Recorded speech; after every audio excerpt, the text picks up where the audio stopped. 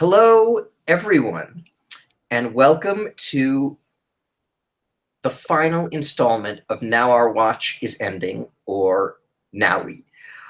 Wow. So we just saw the series finale of Game of Thrones, and we're going to talk about it, naturally.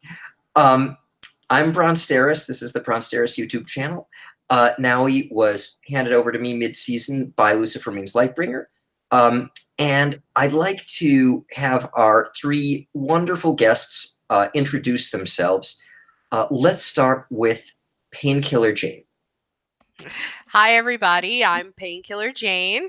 It's great to be here. I mean, oh my God, so many years of my life. I got married. I moved to a different country. I came back to to the United States, and now I ended this season on a new journey for myself. And I mean, ah, man. Anyway, I'll hand it over to everybody else. It's great to see everybody. I know everybody's relieved to have the show end, but we still have the books, which is great. PKJ, Thank you for having me. could you spell out your Twitter handle so they know where to find you? Sure. Okay, so you can always find me on Twitter. I am always there. It is Ixchel Aida. It's IXCHELAYIDA. All right. Wonderful. Okay, Sarah? Hi, all. I like how Painkiller Jane started it. So when I started Game of Thrones, I think I was just entering the practice of law. I practiced big law for 4 years, left it, became a professional artist. This past January, I became a full-time professional artist. And like Harry Potter, I'm opening at the close and will soon be announcing my own Patreon because the show might be over, but it doesn't stop here. I love this world. I love what I've gotten to do with these fantastic collaborators. My Twitter handle, which is where you'll be able to find out more information, is Sarah, S-A-R-A, no H, Smartest, like smartest with an E, only with an I, because I'm a smart artist. So that's how you can find me, Sarah Smartest. I think that's Sarah, S-A-R-A, S-M-A-R-T-I-S-T, right? You got it. All right, there we go. Emma Smith, without whom NOWIE would not have happened. Tell them for the final time who you are. So I'm Emma. I'm on the Red Mice at play.wordpress.com WordPress site. You can find most of my book writings there, although I now have a couple of Season 8 show essays on there. Sorry for the late start of the stream. That's entirely my fault. The UK stream runs a bit late, and also because I am chronically late, I managed to miss the first 20-25 minutes of the episode. So yeah, won't have much to say about that. So these guys were kindly catching me up, which is why we were late.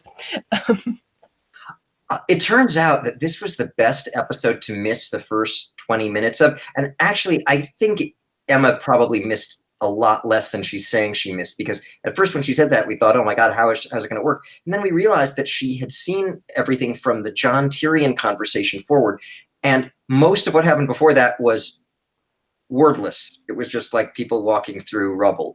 And a few unarmed, tied up Lannister soldiers being executed, murdered, however you want to put it. That was war crime.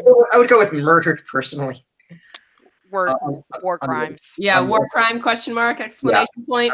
On the orders of Daenerys. Yeah, I'm going to call that murder. So, and there were a bunch of them, so it wasn't just one murder. Just one murder. So, okay, there's so much to talk about. And it seems to me that it's been the case for a while now. Maybe it was always the case that Game of Thrones is polarizing. Some people see it and love it. Some people see it and hate it. This episode is definitely no different. There are going to be radically different opinions. And we can talk about them. I think some of us may have different opinions from one another. And that's great.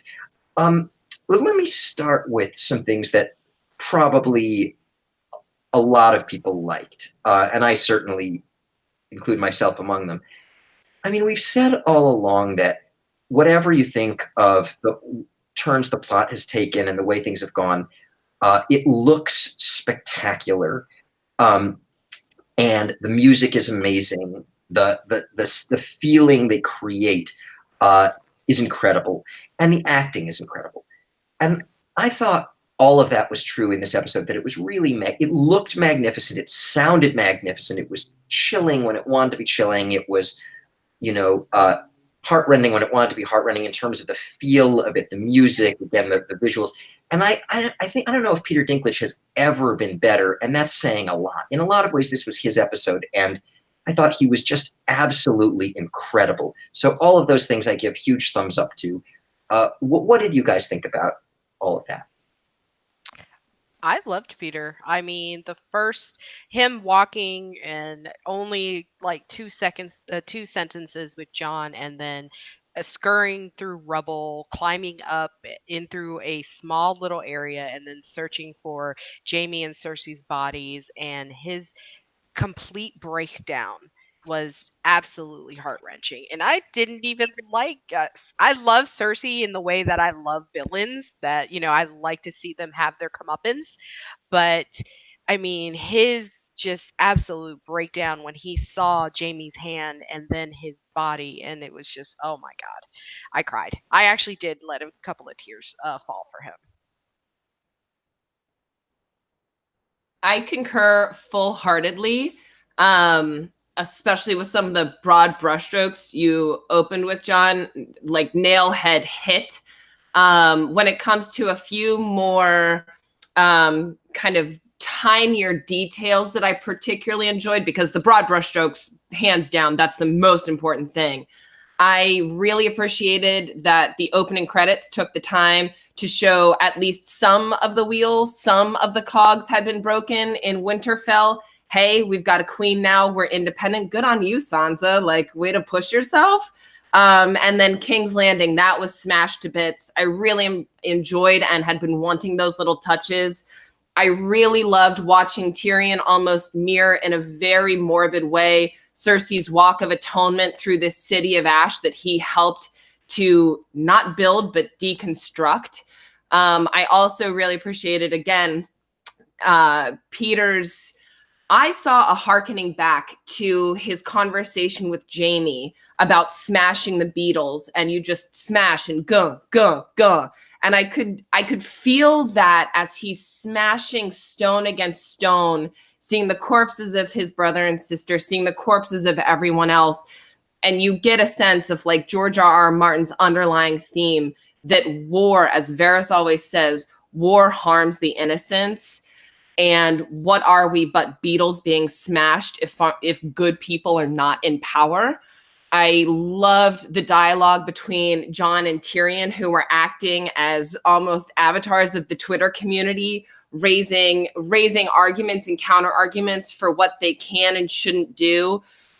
Man, when Jon did what he felt he had to do, and then I think, because I don't want this to be all me, watching Brienne and reading as fast as possible, and I can't wait for those freeze frames of Brienne building Jaime's story up in the book. The fact that he sacrificed his childhood home. Yeah, Emma, exactly. Like, wave those tears away because they are coming. Sacrificed his childhood home.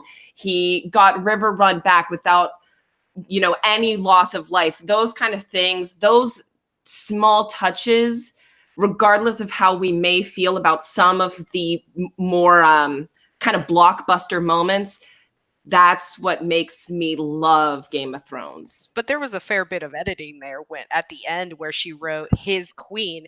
That could mean anything, because the sentence right before it was he pledged himself to the realms of men and stuff like that. And his queen could be anybody at that time.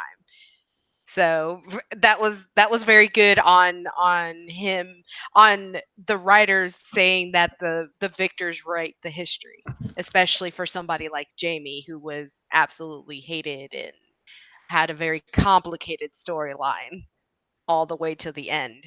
I thought it was also really interesting that Brienne did that for Jaime posthumously. You know, here Jaime really, I mean, a lot of people in Brienne's shoes wouldn't have viewed Jaime positively after what happened. But Brienne is clearly a very unusual, special, great human being. And she saw the best in him. After she and everyone else had initially saw the worst,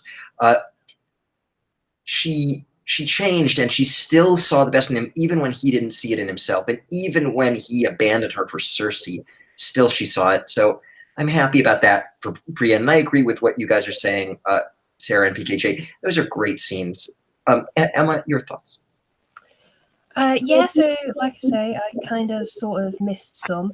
But did you not see the Brienne writing in the Jaime book scene? That bit did make me emotional. I did really enjoy that. Like the idea that Jaime kind of helps complete Brienne's arc as she becomes the knight that she was always meant to be, and that she would finish Jaime's story off in the White Book as she's like some kind of lady commander, presumably. Mm-hmm. And yeah, I feel like that is definitely something that just her arc is complete, and there's so many parallels to sort of Duncan the Tall, and just it's just beautiful. And yeah, I appreciate the editorializing, like died for his queen. Like I feel like that was painful for her to write, like in the same way that, you know, Jon is constantly saying to Dany, like, I'm your queen. Like there is clearly, by calling someone, like by pledging yourself to someone, there's some kind of romantic overtones that have been given to it this season. So adding that line, even though I've never shipped Jaime and Cersei in the slightest, I think it was sweet for Brienne to acknowledge that the weird, creepy love that was at the core of that really dysfunctional relationship. It was interesting. In the chat, someone asked, what's up with Jon going north of the wall if he's supposed to be part of the Night's Watch? And my interpretation is that Jon just doesn't do what they told him to do, right? Which I was very happy about. Although it is interesting. It's interesting because here you've got Jon Snow, Mr. Always Tell the Truth, honor your vows.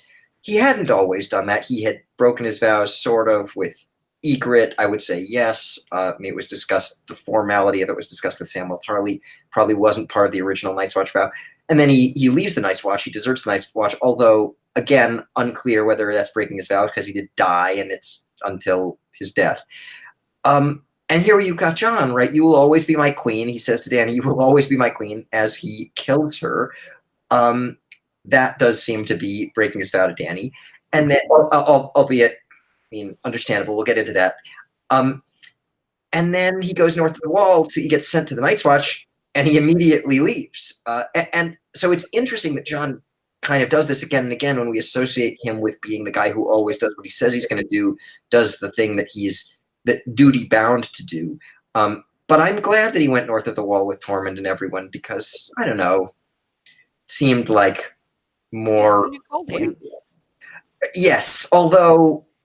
he's gonna go be the Lone Ranger. It's like he has to be, because he knows that even though he is at the Night's Watch, he's still, I guess, is still a figure that he could be used in a certain sense against his own brother as well, especially if they find out that he is a Targaryen. Since his brother is king now, and and he's a Stark and all that stuff. So I think he exiled himself even more just because of what he did, killing Dany, being who he is, being all the things that he is. So I think it's fitting that he ended up going beyond the wall. Yeah. What was I going to say? I will say this thing about Cold Hands. So Cold Hands, for viewers of the show, Benjen, the character portrayed by Benjen in the show, is Cold Hands in the books, this person who's kind of this undead ice guy fighting for the living against the White Walkers. And there's a lot of indication that Jon might be a Cold Hands figure at the end. And I completely agree with PKJ that that's where this is heading. You kind of wonder about, I was talking with Emma before about things that get lost in translation between like the the books and the show, or like you almost get the feeling that George R. R. Martin gave them, I think Emma said to me, bullet points, and that one of the bullet points was like Jon goes north of the wall and lives out his life north of the wall, and he means as cold hands, but the show's just like, no, we're not going to do the magical version. We're just going to have him go north of the wall kind of randomly. So I don't know. So what did you guys think, Emma and then Sarah, about Jon not staying with the Night's Watch?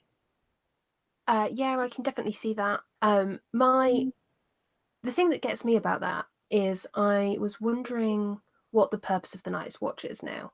Like, because originally it was like a noble institution designed to protect humanity from the others. What is it now? It's just a border force that will inevitably end up devolving into like just being getting annoyed at some raiders. Like, I don't understand like the greater purpose of the Night's Watch now.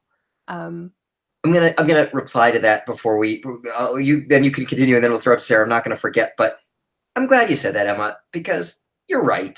I mean, it didn't make any sense, I thought. So Tyrion says there has to be a place for, and I forget what he puts it, but bastards and broken things. Okay. Well, I mean, it's funny because broken things was originally used as a term that referred to, well, I guess cripples, bastards, and broken things, right? Okay, so yeah, right. Yeah, so there needs to be a place for bastards and broken things. So that doesn't, like, what? What does that mean? Like, literally, bastards just go to this random place really far away and do what? Well, they just hang out there, hunt, and they're not allowed. And by the way, bastards go there knowing that they're not allowed to like get married, because that's said, right? You're gonna take no wife and father and children. So bastards go there and take this vow for no reason, for no apparent reason. They agree not to get married and father no children, and they just hang out there to do nothing. Because you're right, Emma. The whole point of the Night's Watch was to defend against the White Walkers, who are no more and are apparently not ever coming back. So Emma, I interrupted you. Go on. But yeah, so other than that, like, I do enjoy Jon just being part of the True North and being home. And we got Floof Ghost 2019 is fulfilled. He pet his dog. So I did get happy about that bit. And I definitely do in the books foresee some kind of Cold Hands Jon with his sort of weird weird undead super long life. I was going to try and say a big word, but it's 4 a.m. and I can't deal. Oh, you're not going to tell us what the big word was going to be?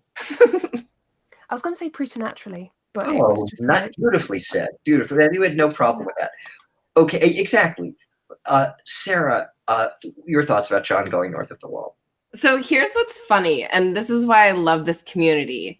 When I watched the show, 10 minutes ago, I did not think that he was leaving the Night's Watch. What I interpreted as was he was shepherding some of the free folk back to their home. So I didn't see him necessarily forsaking it. I can see it now in hindsight why it could be viewed as that, but I took it as kind of a reverse hard home. We're now going home. I helped shepherd you to beyond the wall when we needed, and I'm going to help shepherd you back. I also, and another reason why I kind of thought that is bare minimum, I think he has pride in the fact that the Night's Watch became very robust within whatever short amount of time frame, a few months, a few weeks. I don't know. I thought they were going to do a rather large time gap, actually, when at first all they showed was the swords. But there was pride in his smile when he looked down amongst the men that were there. If we want to go on a really tinfoil hat, giving the graces of the 7 gods, the old gods, the drowned gods, and all the gods, you know what? There was a Night's King with a beard. I never saw the Night King technically shave. We learned once before what happens when we think that the White Walkers won't come. Better safe than sorry, y'all. Get that Night's Watch up there. What do we know? Well, the thing is, so just a couple of thoughts. They don't, and then I'm going to throw it to you, PKJ. if that was the reason, they could have said that was the reason. Hey, you never know if the White Walkers are going to come back, but they don't. They say, as you said, and credit to you for remembering the words. This is about there needs to be a place for bastards and broken things. So it doesn't seem like I don't know if they should get credit for that reason if that isn't the reason they're giving. Yeah. And the idea, I like what you said, Sarah. That you're right. We don't know what Jon was ultimately going to do, but I think one of the reasons that I thought that they meant us to infer or guess that he was going permanently north of the wall was that they set it up in a previous episode when he talks to Tormund, and Tormund says, "You should come with us. You'd be happier north of the wall." And Jon says that he wishes he could be there with them. So I think the fact that they had put that in was maybe a signal that when he did go north of the wall, he's going north of the wall permanently. I like the idea of him being free. Sorry to cut you off, but I mean, I like the symbolism that you guys are raising, and I'm not saying that I'm not putting a flag in it, just raising it as a counterpoint, because I love the idea of my boy going free with his dog. Run free. Yeah, I like that as well. And I don't know if anybody else caught it, but when Jon is walking with all the wildlings, there's a part there where you see a little bit of green coming up through the snow in front of the wall. And I was like, that's very, very significant. And then the wide shot of the wildlings disappearing into the dark parts of the woods, and I was like, that's actually really beautiful. But I will say this, that the whole episode, since the death of the Night King, there's been this thing, everybody gets mad over the fact that that there's been it didn't go exactly the way we wanted it to. And then, after the Night King, everybody got together, they were like, okay, now let's go make more war, right? So for me, that is very reminiscent of what happened after World War I in our own history. The Great War, the most devastating war to the population of Europe. And then not 20 years later, after the Great War and all of these promises that they were never going to go do atrocious things like that again, they went back to war and more war and over again. So for me, there's been this subtle theme of pettiness and fighting, and it's inherent in human beings, because even though it was nice to see the small council talk about, the business of ruling, they were still infighting and sniping and little bits of bullshit. And so for me, the wildlings going back north and there still being a Night's Watch, for me, that is literally the fact that there is going to be more war to come, because that's just, human nature. That's how I see it. Just like, now that the North is free, and so is the South, there's always going to be war, regardless of how much friendship people say. There's always going to be, economic issues that are going to push people to war. There's going to be issues over, ruling, whatever, whatnot. That's inherently what we do. We get together, we break apart. We get together, we break apart. Yeah, I thought there was a nice recognition of that they didn't pretend that now everything is set forever. That was discussed some in the idea of Bran not having a child. We see what sons of rulers do. He says to Sansa, "You know that better than anyone," referring to Joffrey, I think. Let's talk very briefly about Arya. How did people feel about West of Westeros? Yes, Alyssa Farman. I loved it. That's exactly what I thought. I was just like, I was like, yes, and the Ice Wolf basically reincarnated. Holy crap! So, okay. I take it that's a thumbs up from PKJ. And Emma, how do you feel about it? Yeah, I really enjoyed the sort of Alyssa Farman sort of parallel. So for people who don't know, that's a character in Fire and Blood, and she's super awesome. Like queer lady who bangs the queen and then is in love with the queen and then is like, nah, you're not my bae anymore. And she just steals some eggs, goes to Bravos, builds the ship, and potentially sails her way to Ashai, going the western route rather than the eastern. So she is super cool. Check out Fire and Blood if you haven't already. And because now you don't have anything to do with your lives because Game of Thrones is finished. So Alyssa Farman, as a nod, was super, super exciting. I can't remember how much it was set up in the show. Did she mention it? Did I mention it like twice? To the actress, Lady Crane. She said, I want to sail west of Westeros one day. Yeah. And indeed, that's where Arya is planning to go initially, right? To try to get away from the Faceless Men. Yes. She says Essos is east, Westeros is west, but what's west of Westeros? And then it turns out she can't escape the Faceless Men, so she gives up on that plan for the moment. Is Alyssa Farman your favorite character, Emma, in the whole story, or one of them? No, but she's up there. But all of my favorite characters are just like basically the women in Fire and Blood, most of them. Alysanne, Rhaena, Alyssa. Oh right, Alysanne. And Nymeria. That I knew, but okay, but she's up there. So okay, well, Sarah, what did you think of the West of Westeros thing?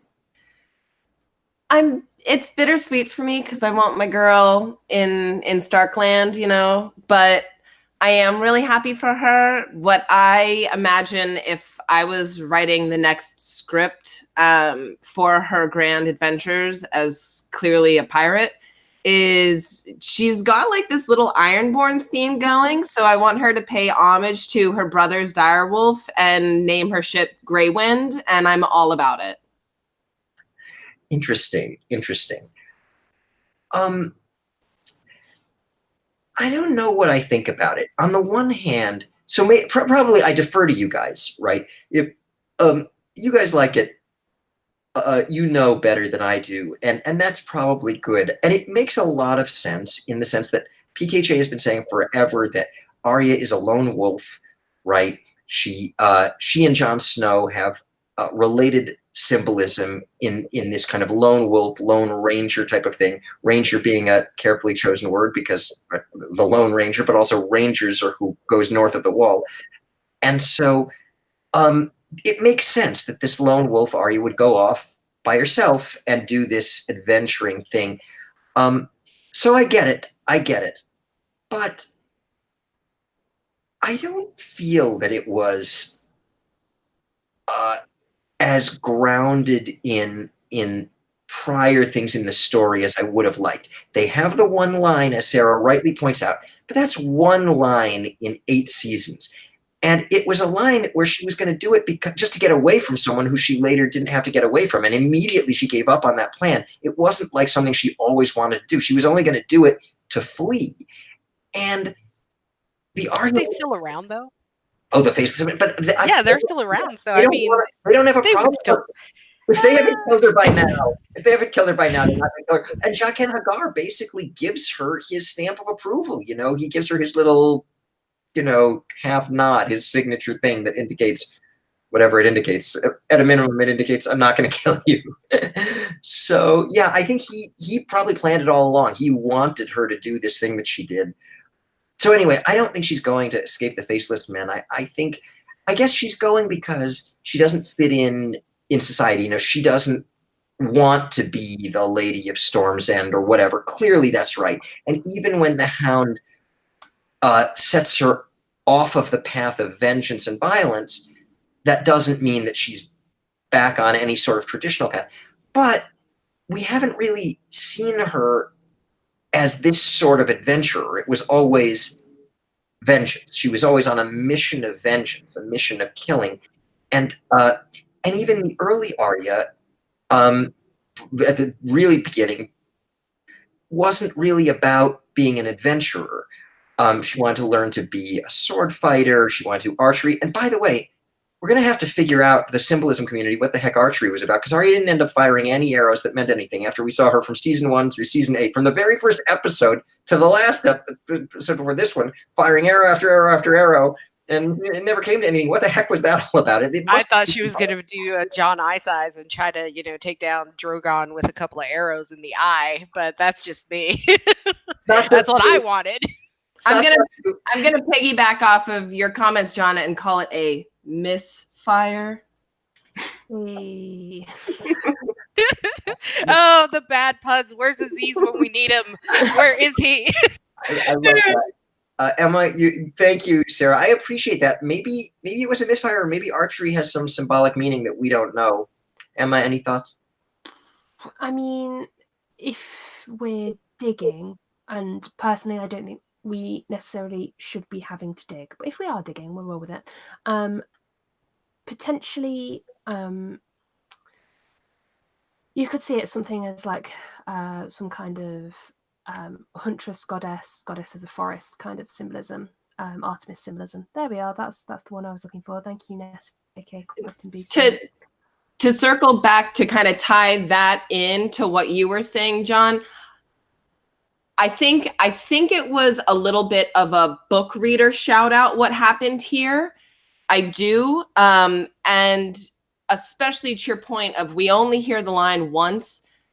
My girl, how many times do we have to talk about the wolf pack? Like, Sansa doesn't even have Brienne anymore. She's down in King's Landing with somehow this new king. Like, I need my tiny wolf to be down there guarding and shielding the Queen of the North. So I can see it both ways. I don't have as deep of appreciation as book readers do. And I love when book readers get well-deserved shout outs, but I'm with you on that. I sentimentally would have preferred my girl to stay in Winterfell.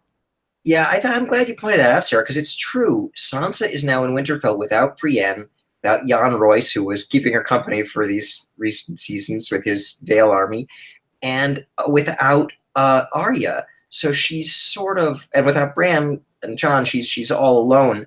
Yep. And, I think we're meant to think it's going to be fine. But as you say, who knows what's going to happen? I mean, life is long. There's a long way to go. It'd be nice for Arya and Sansa to do it together.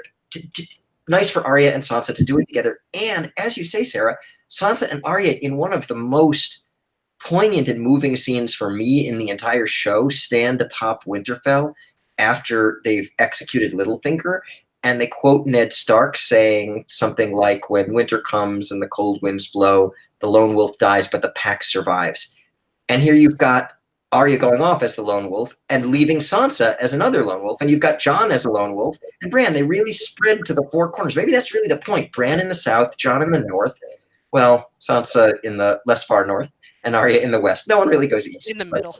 But then, of course, that is when the white winds blow. Like, the white winds have blown, and they've defeated the white winds. Like, there is no need for the pack to stay together if they don't have to, because the others are defeated. There is not necessarily any need for them to. And that's probably why we get that little bit of greenery coming through the ice and the snow and in the far north. So yeah. Is it a dream of spring, you might say? Yeah, the dream of spring, yeah. Nice. I Emma, also when you said that, Emma, Sarah went like this, and I had the same sentiment. That's why you're here. Very nice. I think that really helps explain it. Yes, PKJ. Oh, I was going to say that Dany California pointed out. She said that Arya's ending felt like it was supposed to be a backdoor opening for a spinoff for her, discovering the West and things like that. So I agree, Danielle, California. I agree. I wish if it was a spinoff and a sequel, that would be so freaking fantastic. Well, Westworld is coming back to HBO, so I'm waiting for Game of Thrones Westworld convergence, and maybe Maisie pops out of nowhere. Someone in the chat said that they want to know why the Unsullied think they can go to Noth. That was one of the many notes that I made that we're going to eventually come to. But I'll just say, I had the same thought, by the way, about Arya and a spinoff. I think that's a possibility. It's an interesting idea. Arya is one of the most popular characters, if not the most popular. She always wins the March Madness style Game of Thrones thing on the internet when it's like a bracket of just characters with over 100 characters. Arya has won the last 2 years. And so that's possible. And yeah, I also wondered about the Unsullied going to Noth. Like, I'm not sure how I feel about the people of Noth. Are they going to welcome the Unsullied with open arms? I guess they're going as protectors, like they said. In the But in the protectors show, don't there's always no work mention. out for the protected, as we've learned in Game of Thrones about a million times. In the show, there isn't a mention of the butterfly, so we really don't have that mentioned there. That's strictly a book thing. So for them, they pretty much they think that Nath is completely doesn't have any kind of protectors or any barriers or anything to guard them from raiders around the world. So they are gonna be the butterflies, basically. Yeah, I'm just saying that when the protectors are not butterflies but people, there's this repeated theme of the protectors end up killing you. You know, that's like the Unsullied themselves killed the masters who were using them as protectors. The Night King was created to protect the children of the forest. He ends up killing them. And But so those guys were sort of forcibly created, right? Like those guys did not choose to serve, whereas Grey Worm and the Unsullied are now like having been made into tools of war. They are choosing, this is the life, these people are unprotected, and now I choose to dedicate my life to protecting them in like a similar way, I guess, to the Night's Watch, where they are not necessarily, sometimes, but not necessarily forced there. And we see what happens to the Night's Watch when they are forced there. They turn on Lord Commander Mormont, and the people who stay true are the ones that chose to be there. that's so good. Oh my God. So yeah, okay, that's the right answer. Yes, across the board. Fantastic. Yes. Okay, good. We solved that. Well done. PKJ and Emma. So okay, we're going to talk about King Bran in a second, but a lead into that is trials. So the idea of moving toward progress, toward less violence, more due process, more civilization, something that Emma, you talked about on the pregame today and have talked about a lot. And we do get that, right? So there's this trial of Tyrion. Jon is kind of tried in absentia, and it's a bit less satisfying because it sounds more like a political compromise. Tyrion says that if we killed you, the Unsullied wouldn't stand for it. If we set you free, then other people wouldn't.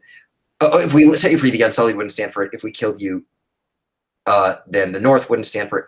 So it's kind of compromised. But Tyrion gets a trial, and it's a weird kind of trial, but an effective trial. And we certainly have a movement towards something different from and more democratic than what had gone before, right? They abandoned the idea of whoever's the king's son is who rules. Samwell Tarly suggests democracy, and everyone says, ah, ha, ha, ha. So they don't go all in one step, but they do take a step in that direction. So that's interesting. Emma, your thoughts, because this is along the lines of the sort of thing you've been calling for. I guess. So an elected monarchy is not exactly what... I mean, it was a sort of natural halfway house of elected monarchy of only rich people choosing things because, you know, ordinary people aren't people, apparently. But yeah, I think it's a decent halfway house, and if, for instance, Bran ends up weirdly long-lived, then, you know, he could potentially start pushing for some reforms because presumably he notices that just having nobles doing things is not necessarily the best idea, especially when one of those nobles is Bronn just being super sword violent-y. I don't know. Yeah, that is interesting. I think actually maybe... I think it's historical, honestly, because that's what we wanted. That's what America wanted from the get-go, that we wanted to make George Washington our king. That's what we wanted, but he refused. Because of him, we don't have a king. That's why we have a presidency, and the way our democracy was for a very long time. I really did enjoy the historical homage that we got through the new form of choosing kings and representation and things like that, because a country like Westeros, who doesn't have communication, such stable communication, could not do something like direct democracy. That's why they outright laugh, for one. That's a good reason, and also because they're assholes and they're nobles. That's just, their territory. But it is exactly how our country, saving saving Emma, who is not here in the United States, that is historically how America was built, and how we saw trying to form our government after the revolution. Let's see. Oh, yeah. So, Sarah, your thoughts about the what they did? I'll take a slight twist on it in saying Bran was technically the only one who truly followed Littlefinger's advice to fight every battle always in your mind. So it's no wonder that he ended up in the throne. And gotta say, that's a power play move, Bran, to see all this death and destruction.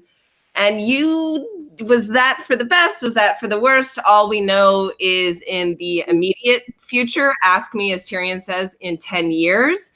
And I gotta respect this Stark nepotism for my girl Sansa. That was hard and fast. So I don't want to say that I feel satisfied in how it was done. I would have, frankly, my personal feelings don't truly matter. It really matters the robust dialogue. I think it would have been very compelling had a full High Council table been formed where lords and miladies get to be represented. So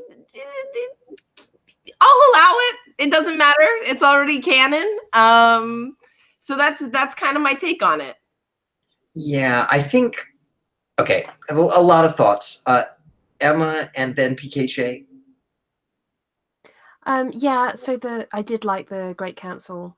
As Sarah said, I would have preferred more people to sort of have the sort of weight that this is, like, as far as rich people go, the democratic will of rich people, that the Bran is their choice.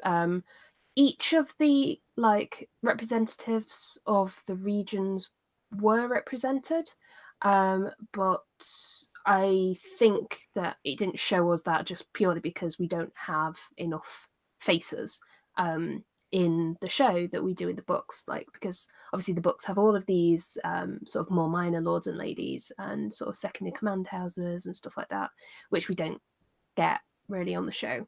So yeah, so I think that that was more of a just not showing us random strange faces at the end to just be like, yo, these people exist too. We never got the name of the new Prince of Dorne. No, At all. He's Quentin in my headcanon. That's just what he is. We did get one of the most uncomfortable and hilarious moments of the episode, if not the series, when my man Edmure Tully steps up. He's like, I hope that I have learned a bit of statesmanship over the years. Edmure Tully, a douchebag from the first to the last. I was so glad they included it. I loved it. I loved it. Yes, I was so happy. I was so happy. He never changes. Yeah, I literally can't wait for all of the memes that will inevitably, like, Uncle, sit down. Like her face. Yeah. Oh my god. So consistent. Nothing could have been more Edmure Tully than everything that happened in that scene. I was happy he was still alive. I had been rooting for him to be alive all of this time. You know, after all, he gets taken prisoner in the Red Wedding itself and everything. So I kind of felt for him. And then I was just reminded, yeah, some people can go through anything and nothing will change them. Could we we also recognize that in a way, relying on Bran's powers as like the three-eyed raven and whatnot, technically isn't this new form of government, at least for while Bran the Broken is alive, a theocracy? I mean, y'all just voted in a demigod. Let's call it what it is. Bran's a demigod. Yeah, I think we need to seriously discuss that. It's what? It's Dune with Leo the Second. That's literally what it is. So, PKJ, you tell us what you think about King Bran, and then we'll talk more about so King Bran, for me, the first thing that as soon as they said Bran the Broken, I was like, okay, so he's the parallel to Aegon the Third. And I was like, oh, holy crap, that's great. After the Dance of Dragons, Aegon the Third is called the Broken King for a long time, and stuff like that. And then Bran decides he goes to one council meeting, and then he's like, I'll go find Drogon. And I was like, that's very Jaehaerys when Balerion ran away with Sarah Targaryen, his heir, right? That's who it was, right? In Fire and Blood, when he escaped and took her to wherever the hell he took her, and she came back with all those worms and stuff. Arya, yes, Arya. Yeah, so I was like, there's another parallel. So hopefully, I know those are, way the hell out there types of parallels and stuff like that. But for me, that bodes well just because of how Jaehaerys was in his reign, and Aegon the Third also was a king who was trying to rebuild after complete and utter devastation after the dance. That's a really good point. I had always thought first of all, Bran the Broken reminded me of a different historical parallel, Bran the Breaker, who was the ancient Stark king who was said to defeat Night's King. And so you've got Bran the Breaker then fighting Night's King. You've got Bran the Broken now in the aftermath of it. Aegon the Third, I had always thought of PKJ as a kind of someone who reminded me a little bit of Jon Snow in certain respects, in that he's so kind of, he doesn't smile, and he's sad. He has this terrible formative experience. Now, a much more terrible formative experience. Well, Jon's is similar, just earlier, in that Jon sees his mother die as he's a baby, a newborn baby. So, okay, he doesn't remember it, but who knows, these magical people, what they carry with them or don't. And Aegon III, as a child, sees his mother eaten by a dragon. So yeah, I thought he was a Jon Snow. I thought of him as a Jon Snow figure. I think he wore all black, right, which is another Jon Snow thing. But turns out, well, Jon Snow and Bran share some symbolism. I'm going to say some things about King Bran. So the first thing, there's a lot of, I don't know what order I should go in. Should I go normal to interesting or interesting to normal? You choose. Sarah, you choose. Normal to interesting or interesting? Let's go normal first. Let's normalize it and then go, wait a sec. Good. Okay, so normal first. It's an interesting development. I think that it's not, you could say it depends on how you react, could depend on what you like. If you like surprise, I mean, we said on the NOWIE pregame today, we talked a lot about the possibility of Bran being king, but that's only because the idea was out there. Probably somebody knew, had information about it, that was reflected in literal betting markets about this. And so it's very surprising, which could be viewed as a good thing. It's unexpected, it's interesting. It makes sense in certain respects. Bran doesn't want it, and they did put that in there. Varys said 2 episodes ago, king should be someone who doesn't want it, and Bran in that same episode said that he doesn't want it anymore. So that makes sense. In that respect, Bran makes sense as a choice. He's not really, he doesn't have the kind of human frailties that often cause problems for kings, so I get that. However, there are real concerns about this, I think. I mean, for one thing, I it was mentioned, you guys have mentioned, and I think PKJ mentioned in particular, this thing about Bran being magical, and maybe you all did, Sarah too, and Emma. I thought that magic was supposed to exit this world. Drogon does exit. Jon exits the world of, the ordinary world of, governance, at least. Dany obviously dies, and previously all of these other magical figures like Melisandre and Beric Dondarrion have died. So magic exits the world, and then you make the one magic guy who's left king. That's weird, and not, to me, it's not what I expected. It's not how I understood the story, which just goes to show I did not understand the story nearly. It wasn't what I thought it was. In some ways, when we were about to start NOWIE tonight, I wanted to start by saying, I feel unqualified to do this because I didn't get this. I don't know what's going on. And, I was very surprised. And it's not just that he's magical. It's that I feel like very little groundwork was laid. Contrast Sansa, who, for better or worse, they laid a lot of groundwork of Sansa learning how to rule. And she does rule in the North. That's another thing we can get to and talk about. But really very little with Bran. There's a little bit in an early season after Robb Stark goes south. He's with Maester Luwin running Winterfell as the Stark in Winterfell, and he's a child, and he learns a little bit about how to rule there, but that's a long time ago before he becomes whatever he's become, and it's very little. And the only thing he does is lose the castle to Theon right away. And so I just didn't think, and then also he's a guy. Now, admittedly, he's sort of not anything. He's not even really a person. Query how that really works for making ruling decisions and everything. If you're so above it all that you don't even care about the affairs of human beings. But also a guy, it had been pointed out by Emma and others that you have this big battle recently where Dany, the woman, is bad. Cersei, the woman, is bad. Jon Snow, the man, is good. The people advising Jon Snow, advising Dany not to burn them all are Tyrion, a man, Varys, a man. People advising Dany to burn them all are Missandei, a woman, Dracarys, Olenna Tyrell, a woman, right? Be a dragon, she says. And then, okay, in the end, I thought that Benioff and White were going to have an answer, which was, well, Sansa's the queen, so it's all okay.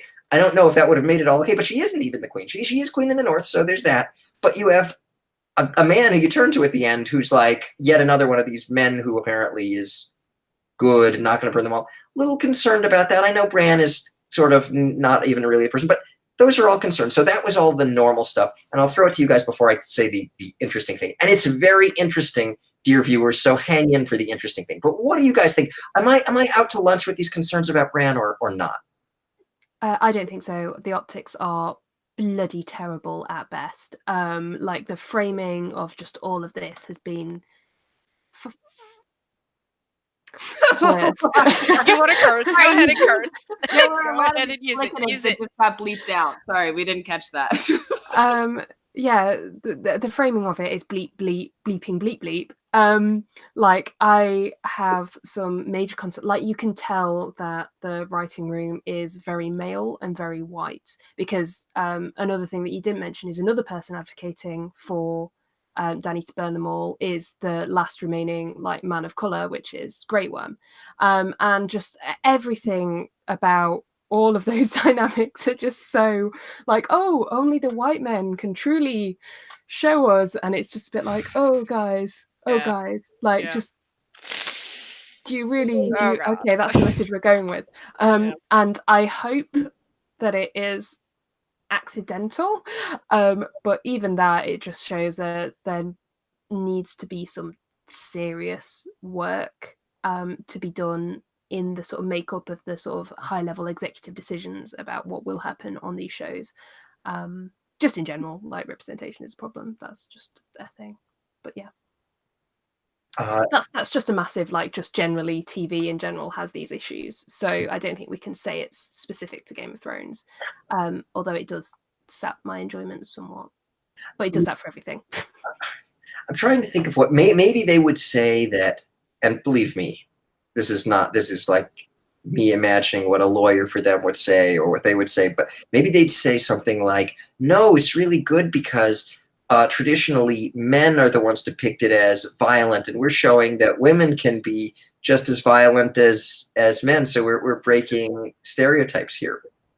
No, good Lord. There is literally a freaking loud pamphlet from the 15th century that says sound the horns against the evil regiment of women, which is a giant treatise against the rule of queens at that time, which was Elizabeth, the other one in Scotland, and the one in Spain. And it was literally a freaking white dude who wrote this whole thing against women rulers and just went line for line through the Bible, just saying that women are evil and da da da da da. Mind you, this is also during Mary the Second, who Mary the First, who was the queen who would, the Bloody Mary, who would like roast evangelicals alive because she was a Catholic. So I mean, oh my God, for this to end the way it did in that respect with Bran and the whole thing about Cersei and Dany and all of that, it's just so ridiculous. So just I just can't even. You got PKJ, you are a treasure. Your historical knowledge is so awesome and so valuable. And also, I know Emma commented on this. PKJ, Sarah, have you gotten your chance to comment? I'll summarize by saying concur, and it's a tough look, folks. It's a tough look. I'm so glad you guys all said that. I'm so glad the four of us are completely on the same page with this. I feel very supported. I was a little nervous, going out on a limb and saying all these concerned to put it mildly, about that. So I'm glad now. I feel like it's not just me, so that's good. Yeah, good. Okay, good. I'm glad. I'm very appreciative of that. Now I'll say something really interesting. So it will be less interesting to those who saw this particular moment of the NOWIE pregame, in particular Emma, who was there for this moment of the NOWIE pregame. But this is super cool, I think. Super cool. So the first sentence of the first book is, "We should start back." And Lucifer Means Lightbringer, who began the NOWIE live stream, figured out that you can read the prologue of A Game of Thrones, the first chapter of the first book, the major events in reverse order. If you sort of wrote down the major events of the prologue and you flipped the list upside down, it would work both ways. The events would be the same backwards and forwards. So when the idea was out there this week that Bran Stark might be the king, I did that. With a set of the major historical events, especially the ancient events that some of us really obsess over, and it worked backwards and forwards. And so here's how it goes. So in the world of Ice and Fire, in the beginning, literally it says the words "in the beginning," just like the Bible. First words of the Bible are in the beginning, right? So in the beginning, these are the first words where, and I believe those are the only time, that's the only time that George writes "in the beginning" in any of all the books, not just the main books, but like all the books. You do a search for all the books, the words "in the beginning" only appear once. And in the beginning, there were these god emperors in the great empire of the Dawn in the Far East in the Shai, these god emperors. God emperors were people kind of like Bran Stark. They were something in between human and not human, human and nature or whatever. They had these, say, supernatural powers and very long lives. So in the beginning, there were these god emperors. That came first. Then you get Azor Ahai kills Nissa Nissa, or Bloodstone Emperor kills the Amethyst Empress, who was the last in the line of the god empresses. Someone like Dany, right? Dany has amethyst eyes. This person was the Amethyst Empress. Okay, so a man, Azor Ahai, someone like Jon Snow maybe, kills someone like Dany. So you've got god emperors, then you've got Azor Ahai kills Nissa Nissa, man kills woman. Then you've got a fiery cataclysm, probably the moon breaking, moon meteors coming down. Okay, and so there's fire, and a lot of people die, but not everyone. Far from everyone, but there's this fiery catastrophe that happens. Then the next, so number 1, God Emperors. Number 2, Man Kills Woman. Number 3, Fiery Catastrophe. Number 4, Long Night. The Long Night starts, right? Probably the catastrophe kicks up all this ash and dust like we see recently, and that's what blocks the sun, and that's what causes the Long Night. Okay, and number 5, after the Long Night ends, you have what we think of as the regular world, the founding of House Stark, the founding of House Lannister, the founding of the Citadel, the founding of the Night's Watch, all the things that we know from the main plot. That's the end. Well, run it backwards, what we just saw in season 8, right? It starts with Starks, Lannisters, the Night's Watch, the Citadel, right? They're counting backwards from 5. That's how things start in the last season. We take that off. Oh, can't do it with my fingers. Take that off. Then we've got the Long Night. Right, the Long Night, right? In the first thing that happens in season 8, so all through the major seasons, we have regular stuff, Starks and Lannisters. Then the Long Night is the first of these events that happens in season 8, right? And we're all like, what? The Night King is dead so early? But if you run it backwards, the Long Night was the second to last thing. The Long Night was the second to last before Starks and Lannisters. So now the Long Night is second to first, right? Starks and Lannisters is first. Then you've got the Long Night, right? Middle of this season. An episode literally called The Long Night that ends with the Night King dying. Okay, what comes next? What comes next is a cataclysm, a fiery cataclysm where Dany burns King's Landing. What comes next is a man kills a woman, Jon kills Dany, and what comes last is a God Emperor, Bran. So it ran in reverse, just like the prologue does, just like we should start back. It's very possible that that's what George is going for, and that's why George has this sequence of events. And it may be that this sequence of events, at least those particular events, will be the sequence in the books. Now, surely they will be set up a lot differently and a lot more, and it'll make more sense probably if it ever happens, right? Assuming George writes these books. But that's at least a possibility for something that's going on there. What do you guys think of that? If you look at the opening sequence rings, do people remember the large dragon with a large city on fire from the rings? Take a moment. I'll try and post it on Twitter sometime following this. But for like the previous seasons, not this season. Previous seasons, not this season. One of the key icons on the spinning rings is this large, robust dragon and a city on fire. And then you see these like 5 or 6 soldier looking people. I always thought that it was a depiction of the Doom, but I never understood who the 5 or 6 soldier figures are. And I'm now thinking, especially with how eloquently you just broke that down, Jon, that's King's Landing burning, and we saw it from the very beginning. Or was it the Doom? And again, it's just the ever revolving wheel and the story continuing to spiral. I love that, Jon. That's brilliant. Thank you so much. And I do definitely think the Doom and King's Landing burning and the Ancient Apocalypse are all, and Summerhall are all kind of evoking the same thing. I'll also note along the lines of the end being the beginning and it going backwards to the beginning. The first scene of the show is the gates of Castle Black with people behind them opening and people going north of the wall. The last scene of the show is exactly the same thing. So it ends where it starts, just like the idea of the world ending where it starts with the God Emperor. Emma or PKJ? So as you saw, I might have disappeared for a bit to go and get myself a tea because you explained it to me earlier. But yeah, as you said, the sort of last scene being a parallel is, yeah, definitely one to add to the sort of start back motif. Sorry for interrupting. No. Go ahead. That was very excellent, Jon. I mean, it's kind of disheartening in a sense because we're a lot of us would like to break the wheel, like Dany says, in a certain way. We like to be. We like to be iconoclasts. We like to change our fate. We don't.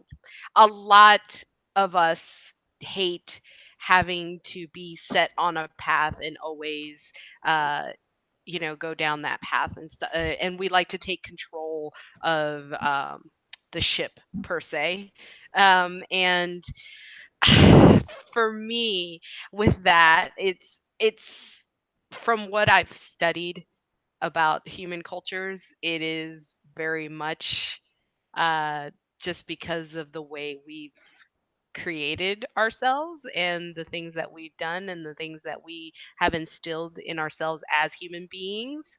Um, that even though in my heart of hearts I would love to break the wheel and get off the path and get away from the fate and get away from a giant fucking circle, but but it is satisfying to know that I'm not crazy for these things to happen like this, which is kind of sad to me. Well, to piggyback off of that, I don't think it's impossible for singular people to break their cog within the ever spinning machine of it all. Because my Lord of the Reach, my man Bronn, I mean, started from the bottom, now he's above the Reach. You got to respect that murderous game. He certainly changed his trajectory. Take it or leave it. He did it in a very, very wheel-like way, but in his own personal life, that should not have been his fate. So no, but it is very much. He does even say it. You know, he's like even your answers were big murdering bastards. So why can't I be the same thing? It's not necessarily his fate. It's more like he's the 1% out of the 99 type of situation, and you know he's like the favorite of the gods to get his little thing and his little fate and stuff. But yeah. Yeah, to build, sorry, Jon, to build on what you were saying, PKJ, about like breaking the wheel and how this is kind of a little disheartening, that we sort of seeing the sort of same repeated motifs, the same inherent power structures are in place that still kind of cause systemic sort of oppression. We do see some minor changes, so I wonder if there's some kind of commentary about, you know, the sort of breaking the wheel as revolution, not necessarily producing the same outcome, but, you know, moderate changes to the existing power structures, and sort of those kind of changes are needed, as opposed to sort of the iconoclasm and you know, sheer vengeful joy of taking the system down. I'm not sure I necessarily agree with it, but yeah. True freedom scares the living shit out of people. That's literally what I took from this, because that's you know, they needed the pre-existing and change it a little because they don't want it to go back to something like, you know, how it was, to, you know, produce a person like Cersei and the Lannisters and stuff like that, but yet still have the leftovers from that world continuing on. And but to completely and utterly change the nature of Westeros is terrifying to them. It's absolutely terrifying. I mean, Dany is like the ultimate of that way. You know, you want to know what was terrifying? Terrifying. What was terrifying to me, and let me channel Sansa Stark here for supporting Bran, who just appointed his High Council. Yo, dudes and my lady Brienne, this is your first meeting. Can we maybe prioritize something? I get the joke. I get it. I chuckled, but like, yo, the realms are in wreckage, and I don't need us to keep talking about brothels right now, Bronn. Like, I get it, my guy, but like, I think that if I can make a Brandon Stark three-eyed raven prediction, there are going to be some people out there in the Twitterverse and on Reddit who are not going to look kindly on that scene. And I will say, to the silver lining on that, it is really, really cool for me and for other people to be able to publicly talk about that, to be able to publicly shout that out. That's something 2 years ago I wouldn't have felt comfortable saying. So blessings, curses, folks. Yeah. I think that's a really good point, and I'm glad you brought it up. It need to be said. I had actually forgotten for a second that Brienne was there, so at least, thank goodness she was there, because otherwise, I mean, the message is just almost a caricature of itself, right? Yeah. Yeah. Uh, As we said, the optics are bleeping bleep bleep, and needed. I think she comes in. I think she comes in last too, if I recall correctly. So it's almost as if Benioff and Weiss are like trolling everyone, being like, "Oh, I know what you're going to say. Oh, but it's okay. Yeah. We have one. We have one. have one We have woman. the We have token. one. We have the token. We're fine. Yeah. And she's the lady commander. You know, she's a lady knight. Oh my god. Yeah. It's funny. I have more concerns that I'm going to voice very soon, but I will say at the moment one positive thing along the lines of what you guys were just saying before we got into the small council. I do think that incremental change is one of the themes, and I think that they depicted that pretty well in some ways. So breaking the wheel, I'm convinced, it is a bad thing in the eyes of George R.R. Martin. Now Benioff and Weiss make it tricky to see that it's a bad thing because they define breaking the wheel as like eliminating the power structures where the poor and weak are exploited.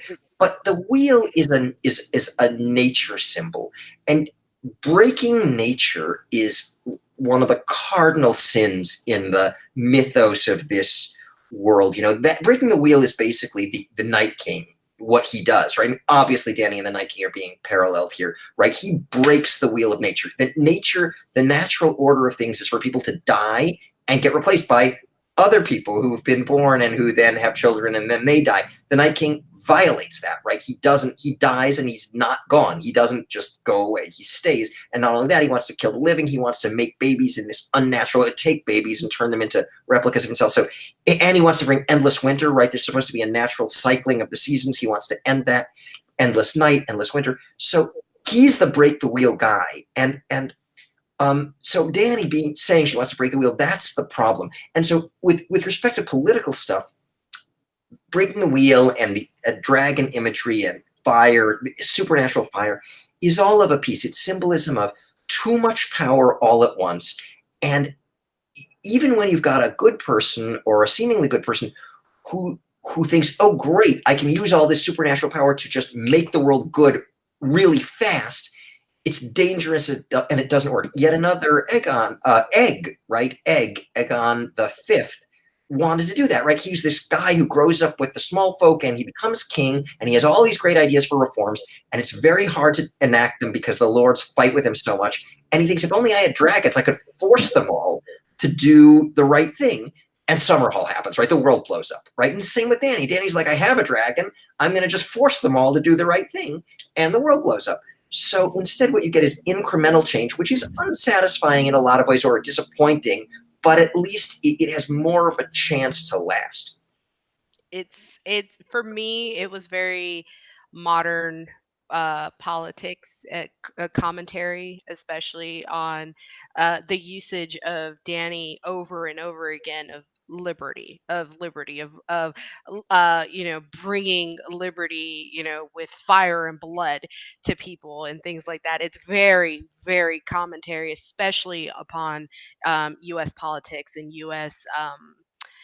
Intervention in other countries, and for better or for worse, the things that have happened to the countries in which we intervene and things like that. So for me, that is very much George. That is like 100% George and what he was, what he lived through during Vietnam, and that. It's in the way that it's seen as not necessarily an evil thing, just in the implementation of that set of ideals type of situation. Emma, thoughts about incremental change? Hard agree with what sort of you and PKJ were saying. I feel like this is very much a commentary on sort of just interventionist policy, just in general. I really did like your analogy to nature as a wheel as well. And nature as a cycle, and then that gets us back to all the cycle imagery. So yeah, can't really add much more. Great. Sarah? The only thing I'd add to what you all beautifully did right there was that during that opening 10, 15-ish minutes of walking through the charred city, I actually had been convinced until my husband politely corrected me. I thought that ash was falling from the sky, not snow. To me, it looked like an ashy world, and I thought, holy moly, did they knock out George R.R. Martin, Robert Frost? First comes winter, then comes fire. Neither one should be allowed to exist without that kind of the balance, the idea that you were talking about, Jon. You can't have change even if you anticipate that the end should justify the means. That's when, as Jon was trying to help Dany realize, and as Jon realized before he literally plunged the knife, when you are convinced that your way is the only way to do something, that's flawed. And I thought that that was very beautifully executed. And I did feel, and I could be sensitive as an American viewer, that there were some political statements almost under the surface of it all, regardless of how you interpret them, regardless of how you read them. I thought that was very beautifully and quietly done. Interesting. Okay. So the chat mentioned something which I had also made a note about. The secession of the North. So instead of my saying what I think first, why don't you guys say what you think first? Sarah, you want to start us off? I sum it up in one word: nepotism. Second word, did anyone notice it went too fast for me? Did Yara vote for Bran as being king? Yes. I think you hear your voice. You hear Girl, you had already been freed. What are you doing? Like, I used to be an attorney, and I'm thinking, you've already, like, you're out of it, girl. You earned it. You're gone. How about 2 successful powerhouse women take their little realms and run? So that's because I want to hear what you all have to say. That's my short and end take of it. Although I am proud of Sansa. You go, you've been fighting the long fight and you got it. Long may she hopefully reign. Great. The Emma, thing that I noticed was Tyrion's sort of king of the 6 kingdoms. He's just like denying Sansa. That was really, really funny. But I don't really have any additional thoughts. I mean, I kind of get why they did it. Yes, it's nepotism, absolutely. And also, they're like Sansa said at the beginning of that scene, when she was talking to Grey Worm, she said there are thousands of Northmen outside of these walls, outside of your city, that tells you the difference. So I mean, she came down there like Cregan Stark after the Dance with Dragons, and she surrounded King's Landing with her, crazy army of Northmen, and said, "No, this is how we're going to do it, and this is how I'm going to tell you how to do it."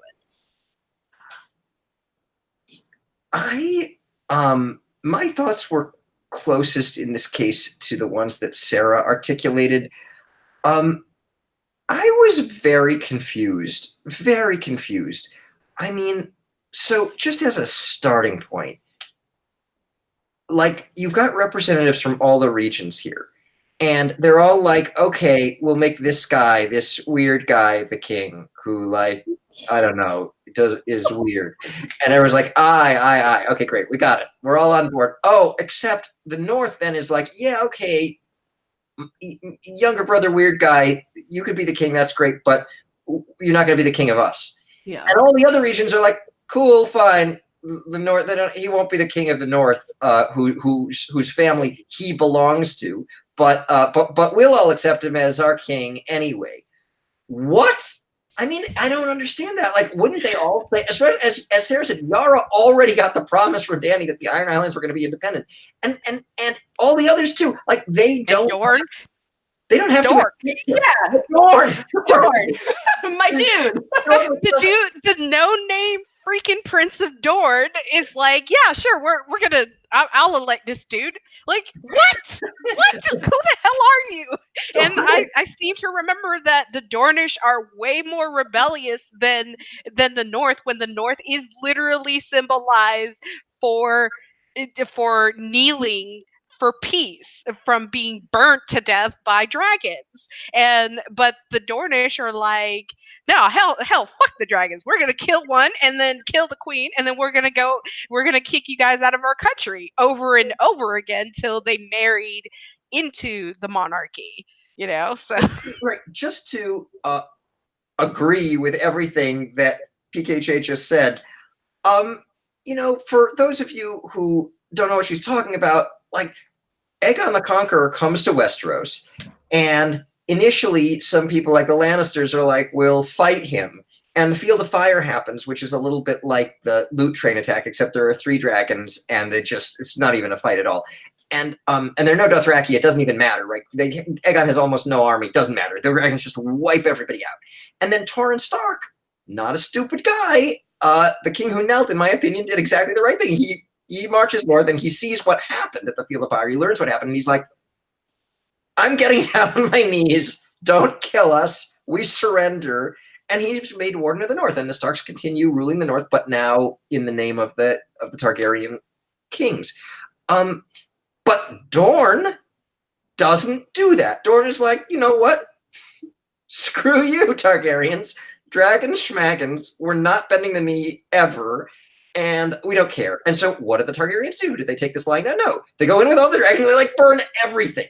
But Dorne's like, well, it was already a desert anyway, so who cares?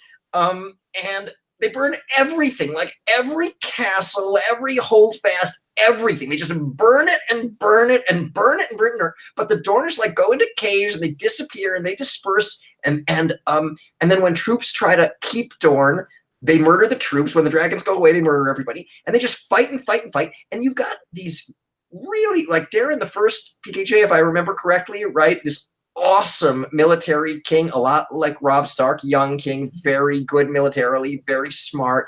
He was foolish, but he was good at tactics. He was good at tactics. But dies, just like Robb Stark dies. Right? Doesn't he die under a peace banner? It's the same thing. He dies just like Robb Stark, but he was a great military tactician like Robb Stark, and he goes down there and basically kicks Dornish military butt a lot, but even so, they still don't kneel. They never lose, ever. And finally, they're only brought into the Seven Kingdoms by marriage. So, and they get incredible concessions, too, that the other kingdoms don't get. And the Prince of Dorne shows up for this, and there's no dragons anymore, there's no armies, really. No one's coercing him to do it. He's just like, yeah, sure, we'll kneel, whatever you want, anything. The weird guy, anything you want. Yeah, but at the same time, too, like how we were saying, Bran's magical. And they're like, why are we going to fight a magical dude? Why are we going to do this again and, get our people killed? And I can understand why some of the kingdoms want to be part of the confederation of 6 kingdoms.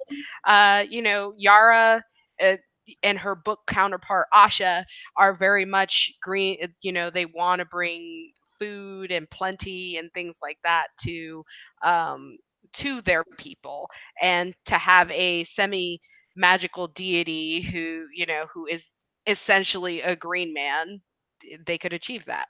Yeah, I'm going to call on Sarah. I just want to say, PKJ, the second part of what you said, okay, yeah, maybe they're doing it because there are some benefits to being part of this whole thing. Although, wouldn't those benefits accrue to the North as well? If anything, more to the North. Well, I guess the North, like Dorne, can't really grow things very well. They could really use some alliance. And I don't think, so I agree with that part, that I could see there are political reasons they may want to do it, economic reasons they may want to do it, join up. But I don't think we're meant to believe that they're doing it because there's this fear that magical Bran is going to kill them otherwise. I think that they're trying to send the message that that's not what's going on. It's not a coerced alliance. Sarah? All I want to say, because the Sand Snakes, rightly or wrongly, get a really bad rap. The ghost of Arya Sand speaks, and she says, "We were unbowed, unbent, unbroken until we allowed weak men to rule Dorne again." What are you doing, unnamed Prince of Dorne? You do not allow yourself to have a king. What are we doing? I thought, I get why it happened how it happened, but I needed a few lawyers and a few maesters, and I needed people to have some time to take some time out and reflect. But we all need to say this, is that Bran is not a Targaryen. He's not a Targaryen. He doesn't have dragons. A dragon doesn't plant trees. That is one of the biggest lines in Dany's arc, in Marine. So to have somebody who is a Stark, and the Stark name forever in Westeros, running around, doing things, essentially planting trees. So, Emma, what do you think about? I think that's a PJ. I'm glad you said that. A dragon doesn't plant trees is canonical, critically important, and it's a line that there are some lines we come back to a lot and talk about, and that's one that I always forget and don't come back to. And you're right, and it's really interesting here too. But Emma, thoughts about the North gets to secede and nobody else wants to secede or something? Yeah, I feel like it doesn't necessarily make sense, but I don't really have any additional input. Like this aspect of the political structure is not hugely my bag, so I leave it to better minds than me. If you say so. I don't know, maybe there's an explanation, maybe it works, maybe in the books that's how it's going to turn out, but if it is how it's going to turn out, I think there would have to be significant explanation. Don't you think, BKJ, that this is, with the explanation we've gotten so far from the show, kind of a head scratcher? Yeah, I need a lot of, I see a lot of things, especially historically and historical politics, in history of both England and the way Western democracy has evolved over the centuries and things like that. And I see a lot of it. I see a lot of things that were just kind of thrown in there for people who are part of that. That are more attuned with the political aspect of the books, but I feel like I'm reaching with explanations about certain actions and certain decisions that the writers have made. But like you said, bullet points from George were these. That's what they were given. This is how they wrote it. This is how.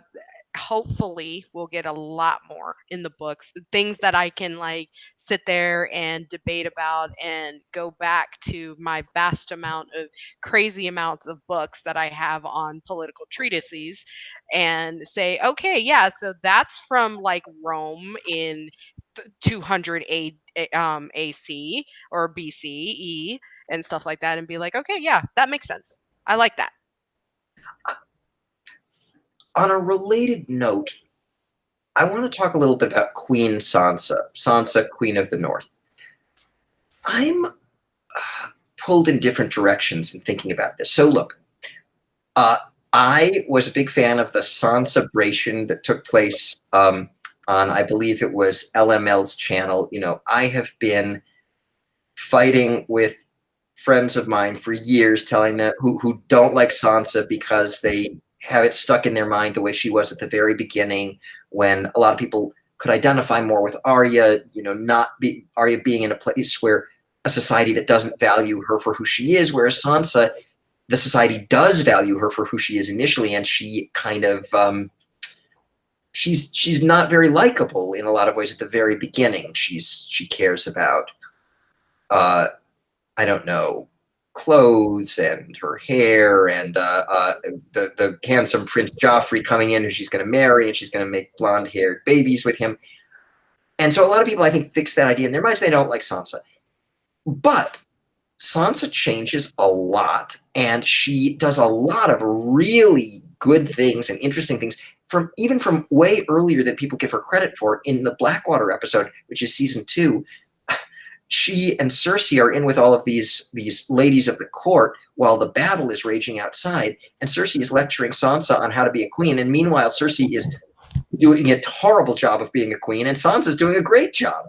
And then obviously in the end, Sansa learns a lot mostly from bad people, but also she remembers stuff from good people like Ned Stark, and she does some really good stuff in ruling in Jon's absence at Winterfell in season 7.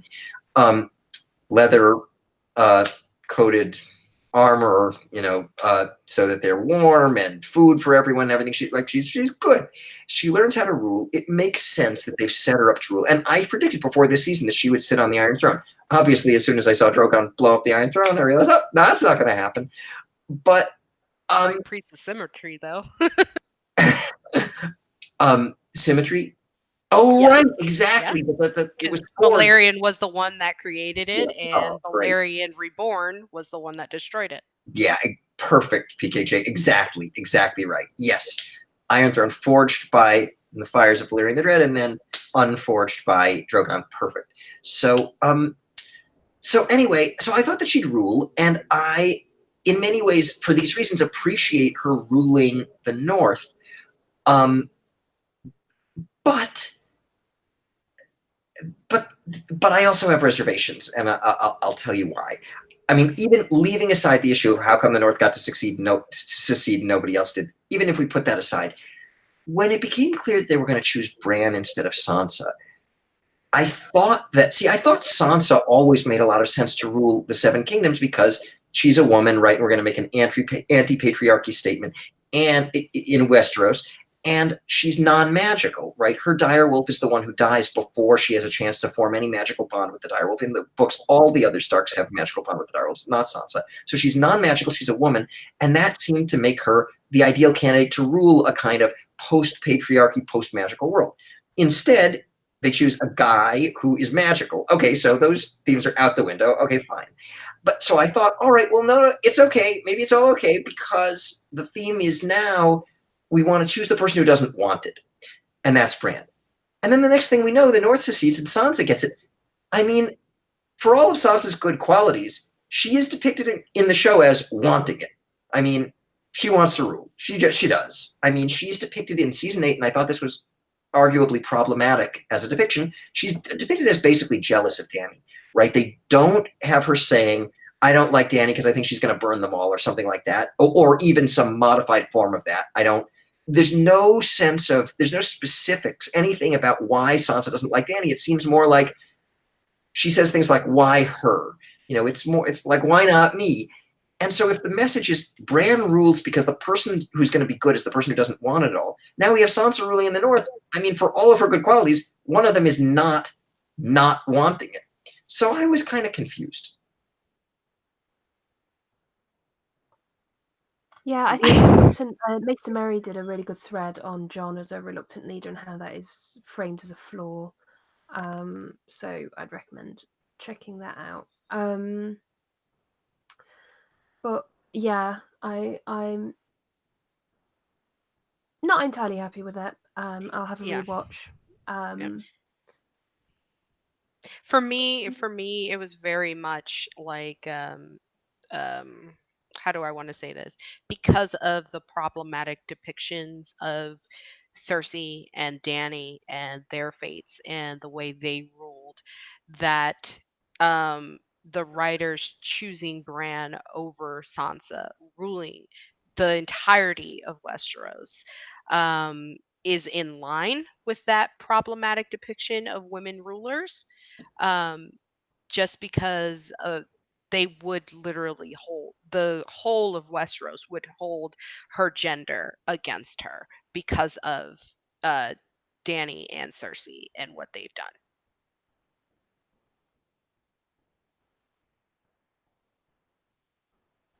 The only things I would have to add are two things that I struggle with in critiquing my own evaluation of these stories and how I perceive the world and how I think of character arcs and people's arcs is, when do we finally decide for ourselves and for our own leaders that a certain level of reluctance to lead is no longer admirable? Or conversely, when does that reluctance become attractive to us? Because I think there is a scale to that. And so I'm excited to read that thread. And then two, as someone who formerly did not like Sansa, I did not like her character when she was a young girl. I think to myself, why? What does that say about me and my preferences as a viewer and how I perceive people, especially as someone who does like lifting all sorts of people up, but as someone who used to be a young girl, why was my emotional state so antagonistic against her as a young woman? And at what point did I start loving her as a character? I think it was when components of, I think, book Lady Stoneheart, who Tully Catelyn Stark's character could have been in the show. This is kind of a book now turned show choice. I think the merging of that kind of character into who Sansa Stark transformed into being, I think that's when I started to appreciate her as a character. And I'm not sure what that says about me and about others who may or may not have had that kind of emotional, philosophical transition on her as a character. Yeah, that's really interesting. So people in the chat have noted, and PKJ too, I think, and I agree with this, that look, wanting to rule isn't necessarily a disqualifier for being a good ruler. Sansa, despite the fact that she wants it to a degree at least, or even wants it a lot, it can still be a really good ruler. Agreed. I agree. But here's the thing. If that's the message, then why isn't she Queen of the Seven Kingdoms, right? If we're being told Bran has to be King of the Seven Kingdoms because he doesn't want to rule, and wanting to rule is problematic, then why is it not problematic for Sansa being Queen of the North? And if it's not problematic for Sansa being Queen of the North, then why can't she rule the Seven Kingdoms? If the only answer we get is stories, I'm a little confused. Yeah, go ahead, Sarah. I expect, and I starred this, I expect and hope that there will be a meme out there. I can't remember. I think it was Tyrion who says this when he and Jon are having a conversation in, I guess, Tyrion's jail room. And I think it was he says to Jon, "No one's very happy now." And I thought, that's gonna be a meme. So I think there's a lot that we could pick apart about the executive choice, and it's at least gratifying that I think that there are strong arguments for why Sansa should have been a ruler of all seven kingdoms. If we're going to melt the throne down and yet still have a ruler, I think we picked the wrong person, but that's just me. It's a really good point, Sarah. A lot of really good points. One is that it's so hilarious, isn't it, that melting the throne. I mean, we had Robert from Indie Geek here on the pregame today, and he said he hopes the Iron Throne is destroyed because it's a symbol of this kind of concentration of power, and he wants power to be devolved. That's what I understood him to be saying, to not have one ruler of the seven kingdoms. And so, as Sarah points out, it's kind of funny because the Iron Throne, like the physical thing, the chair gets destroyed, but who cares, right? Is it really the thing that it symbolizes, which is one person controlling them, still happens? Oh, excuse me, I'm sorry, it's only 6 kingdoms. So maybe that doesn't count. That makes all the difference. And it's not 300 swords, it's 1,000. I did appreciate the, again, book shout out and the illustration shout out for anyone, since I'm not too deep in the books. If you Google what the Iron Throne actually looks like in the books, beautiful imagery. It's just an absolute monster of a thing. It's terrifying and it's glorious to behold. Yeah, my husband and I had the same discussion. He was looking at Dany touching the thing, and he goes, "I thought the Iron Throne was bigger." And I said, "Babe, it's because they scaled it down by a lot, by like 9,000 swords." So, yeah, okay. Well, one more thing I had written down to talk about. I guess, Emma, I don't know. Did we not really get the idea, your brilliant ideas about violence cashed out the way we wanted? It seems like we didn't, right? So Emma's been saying, one of the big themes of the story is an anti-violence message, which I completely agree with. Completely agree with. But Bronn, who, as of just a couple of episodes ago, says that he's done fighting in wars, but he's not done as a killer, gets rewarded with Highgarden. That's, and it is true. I understand. I guess it's one of these things where some of the story is about progress, is about advancing from the past, and some of the story is about repeating the past.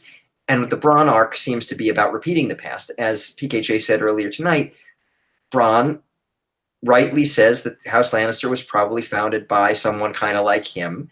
And so, okay, now he's founding a house. So in that way, it's history repeating itself, but not necessarily history improving upon itself, because Bronn, who is the embodiment of violence in some ways, gets rewarded. And you've got Jon Snow killing Dany. Now, there's a little bit of lip service paid to it. Jon Snow says it doesn't feel right. Okay, great. Thanks.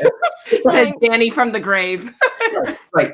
And look, I mean, the thing is, it's depicted as right. Even though Jon says it doesn't feel right, I think basically it's depicted as this is Dany as Adolf Hitler with all these stormtroopers and everything and this nuclear weapon, and she's going to like go around the world killing everybody.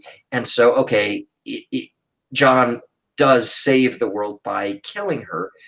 But again, it's just maybe an example of my not understanding the story the way I thought, and because I agreed with all the stuff Emma's been saying about this is an anti-violence message, and in the end, the man knifing the woman to death is depicted as the good thing that saves everybody.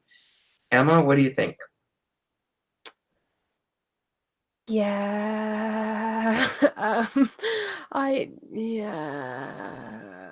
Super problematic.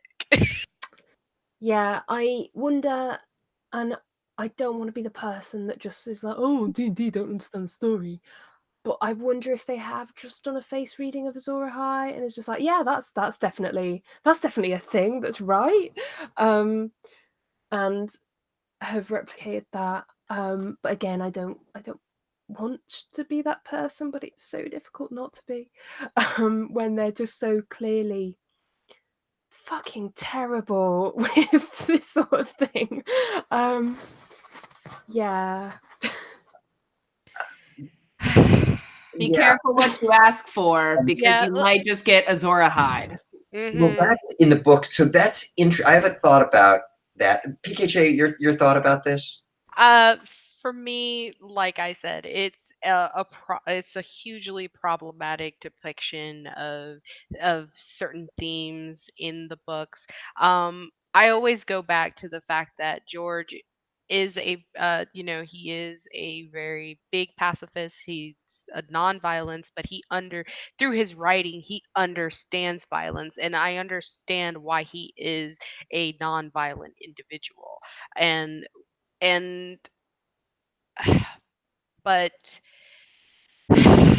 the depictions of things, especially the way it ended and didn't go past a certain point, because George has always his biggest thing with Tolkien was with Aragon. He was like, all right, so what happens afterwards? Does Aragon, go build some like sewers or something in Gondor? And how does he rule? How is he a good king and all of this stuff?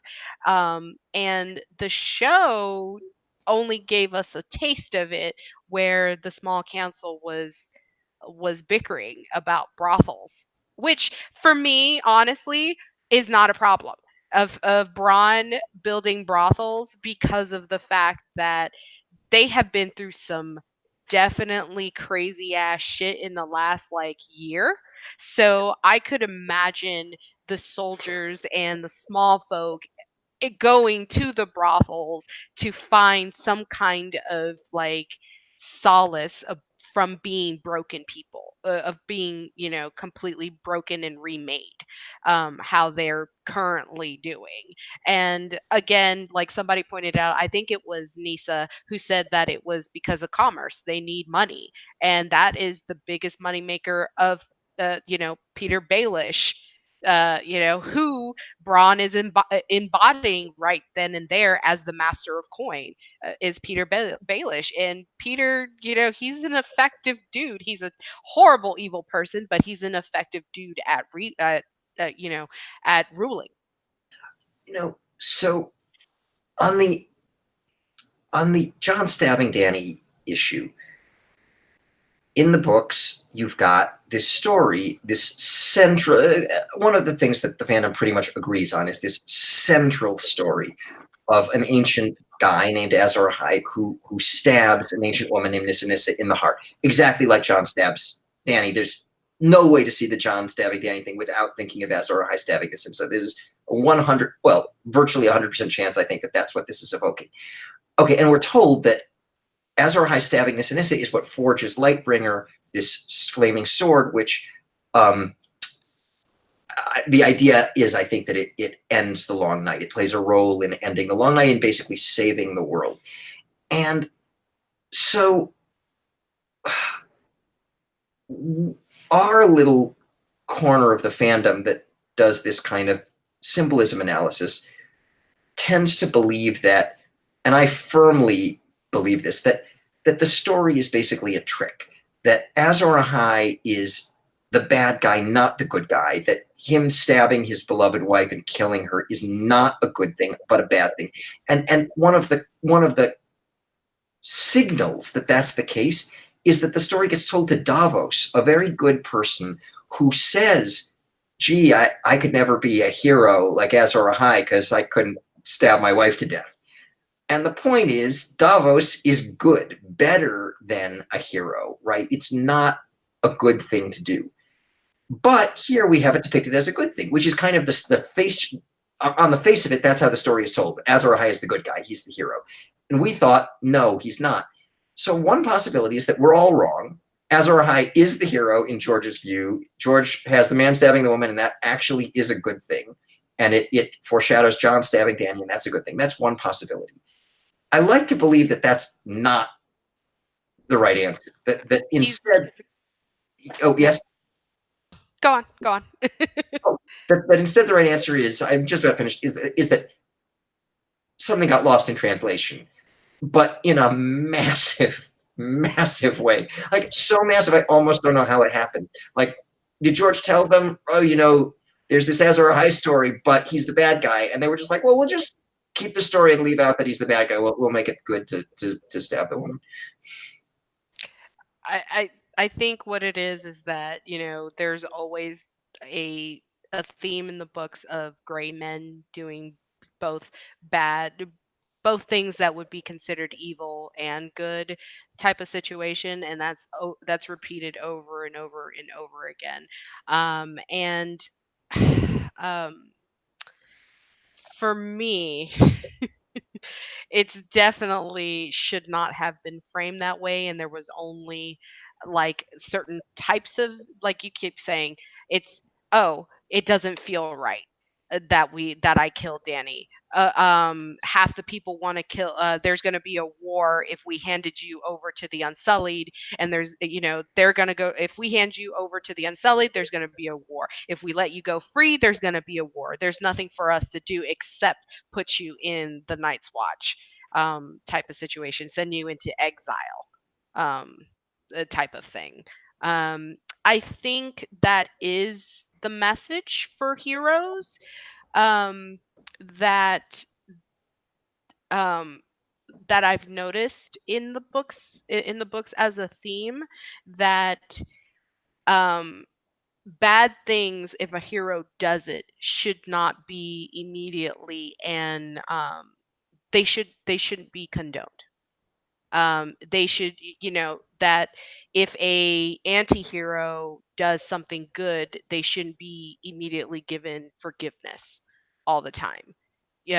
Type of situation, and that type of story, giving um giving redemption or giving forgiveness, and basically putting these people as ideals as heroes, is not a good thing, and it leads to certainly bad things.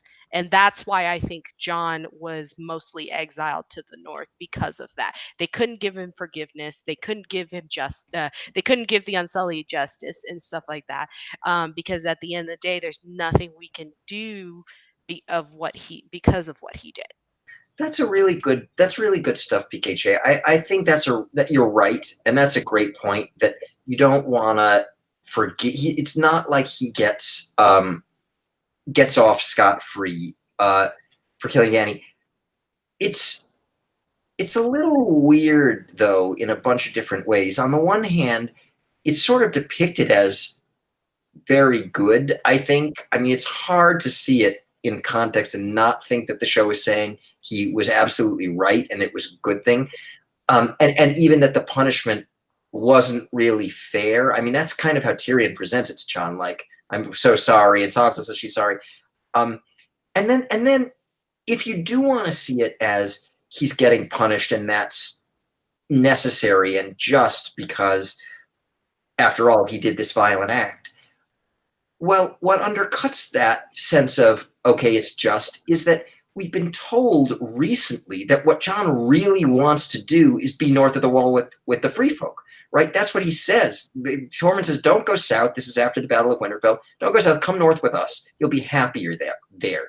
And Jon says, you're right, basically. He says, I want to come north with you, but I feel like I have to do this. So he ends up getting what he wants. So if that's supposed to be the big punishment, it's a little...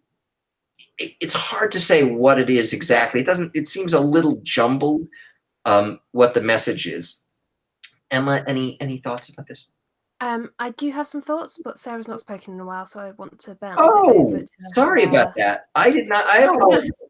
I'm just enthralled, y'all. So I'm just here for the party. I'll say Arya's quote, "I don't like heroes." That reminds me of kind of the undertone of what we're talking about here. It also, for anyone who has not read or seen Hunger Games, put on your earmuffs, because it reminds me, there you go, yeah. It reminds me very much of what Katniss Everdeen does in killing someone who she is then condemned for killing, but maybe it was the better thing, was it not? And again, this whole political strife that stems from what some people perceive to be good acts and what some people perceive to be wrong acts. So if you haven't read it or if you haven't watched it, I suggest it, and earmuffs can go back on. Yeah. So that's kind of what that reminded me of. And although Gale does get his for what he did in the books, Gale does get rewarded for it, which is not the best thing that should have happened, but does happen. And I'll say, even though this is, I think this is a tangent point to the Jon and Dany thing and goes back to kind of the wheel conversation. Tyrion should have known that Bronn should not have received the Reach, because he said when King's Landing was about to be sacked, if you don't, I don't know, round up all the criminals, they're the only ones who are going to have food and they're going to like run with that. Don't give the Reach to Bronn then. What are you doing? So the bitterness is how some of this all went down. the sweet of this that I keep returning to is that there are intelligent, cool, awesome people. Yeah, I'm totally biased right now, who are talking about this, and that's really, really exciting to me. Fantastic. Emma, you said you did have thoughts? Yeah, I did. So I wanted to bring up something that Stephen Stark's mentioning in the chat, because he is on a somewhat different wavelength than the rest of us here on the panel at the moment. So he is saying that he feels that Dany needed to die, that it's more of a you need to take a stand against tyranny and the sort of obvious oppression of peoples, and things that Dany was clearly on a path towards. So I wanted to acknowledge that, because I feel like a lot of what we have been talking about is the sort of Jon's act in and of itself, and not necessarily discussing Dany and her issues behind all of this. What I would say in response to that, though, is, does it need sort of the partner to then do a violent act against her? Was there any way that he could have circumvented that in some way, so as to capture her without, obviously then there's practicalities about what the Unsullied and Dothraki then do, but I'm not necessarily sure that taking a stand against tyranny necessitates, the ruler dying in a throne room, as opposed to like having a trial like the others did. I will say, in Dany's final moments, you have to wonder if she thought for a second, man, if only I was still with Dario Naharis, who knew me better than any other man and who called it. I am, in my essence, a conqueror. For better or worse, that's what her final rally the troops speech was, that I found chilling and exhilarating, and just I will miss feeling on the edge of my seat for television. I will miss that. You're right. I mean, look, I have loved this show as much as anyone, and people who know me and know what I've said about it in the past know that. There's no secret. Indeed, LML and I disagreed a lot about that. I was much, much, much more pro the show than he was. So it's not as if I was sort of one of the last holdouts in all these people who are criticizing the show. Now he has been very positive about the show. This is somewhat of an exception, but what am I supposed to do? I'm telling you what I think. Stephen Stark, there's no one I kind of like or respect more. Stephen Stark was on the NOWIE Postgame last week and had fantastic things to say, as he always does. So, Stephen, I get it. You like the episode, and that really influences me. Maybe you're right and I'm wrong. And just to be clear about the Dany thing, as the show sets it up, I 100% think that Jon was right to do what he did, because the way the show has set it up, the choice was he does this or else, like, Dany takes over the world and basically kills everybody or massively oppresses everyone. So yeah, if those are the only two choices, this is the lesser of two evils. Agreed. And those are the rules of the game that the show established.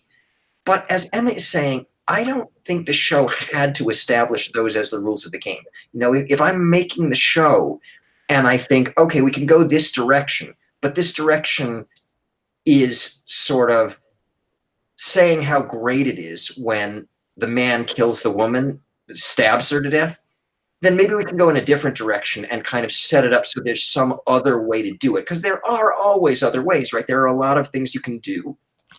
You could have killed Drogon. You could have killed Drogon, taken Dany out, exile her to her house with the red door type of situation. Well, you could have had the Dothraki and or Unsullied be less loyal to Dany. After all, the Dothraki are always good to follow strength. They immediately stop following leaders who don't show strength anymore. So if Drogon wasn't loyal to Dany anymore or was somehow taken out, the Dothraki might have abandoned her. Even the Unsullied, they decided to depict the Dothraki and Unsullied as totally loyal to Dany here, but they didn't have to. The Unsullied had said that once Dany was on the throne, they were leaving, right? So once she's on the throne, maybe they leave, or you do something different with them. And somehow Dany could end up being tried for what she did, for murdering all these innocent people. There were other directions they could have gone. So I'm not saying, just to be clear, Stephen, that I have any problem with Jon doing it, given the situation they set up.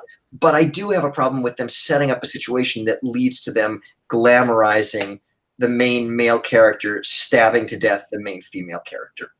And I loved the show. Let's be clear. I can love something and be like, yo, wait a second on this hot moment. But I will ride to die and rewatch this. I can't even tell you how many times. That's just what I do. I will say that as a point of like, if only there was another season going on, I thought it was interesting. Like, Drogon's got to be staying up at night because he let his like uncle-in-law, possibly brother-in-law, like daddykins walk on by. That's got to haunt Drogon, and he still didn't kill Jon. That was an interesting choice. And then it was also really interesting when we're down at King's Landing with Bran there, and we don't hear, as the audience, we only hear that he's flown east. But one of the characters cuts off before we're allowed to hear how far east.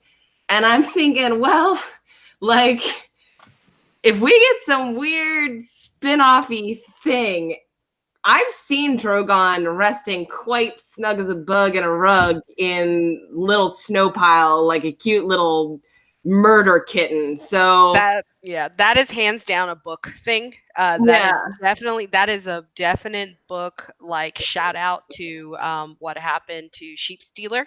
Where it flew off into the east, and then Nettles became the Fire Witch of the Burn Men situation. So that was very definite. It's also, like I said, it was very much a Balerion the Black Dread going off with Arya going off east, and then Bran / Jaehaerys looking for him, because Drogon, if, like how they said they're interchangeable, or we don't know if they're hermaphrodites or whatever, could have laid some eggs or whatnot, because I know a lot of people hope for that situation. And they could, be used as weapons of mass destruction over and over and over again, and the cycle continues, type of situation. So I think that's why Bran is looking for Drogon. I think also we need to give credit to someone on the NOWIE pregame. I'm going to say who it was in a second, but if you were on the NOWIE pregame, don't leave. This is something to listen to. Someone on the NOWIE pregame, and it was Emma Smith, said before the episode, I think that Jon is going to get a private audience with Dany. The question was broached, how can Dany be killed? Because we were thinking maybe Dany's going to be killed somehow, and maybe by Jon. But how do you get past Drogon? How do you get past the Unsullied, the Dothraki? What's up with all of that? And I was talking about possibilities of people killing the dragon. Are you shooting an arrow into the dragon's eye or whatever? Different possibilities. And Emma was like, actually, I think that since Jon is Jon, they'll just let him go by to talk with Dany privately. And since Drogon has this special relationship with Jon, and he's a Targaryen and all that, Drogon will let him by.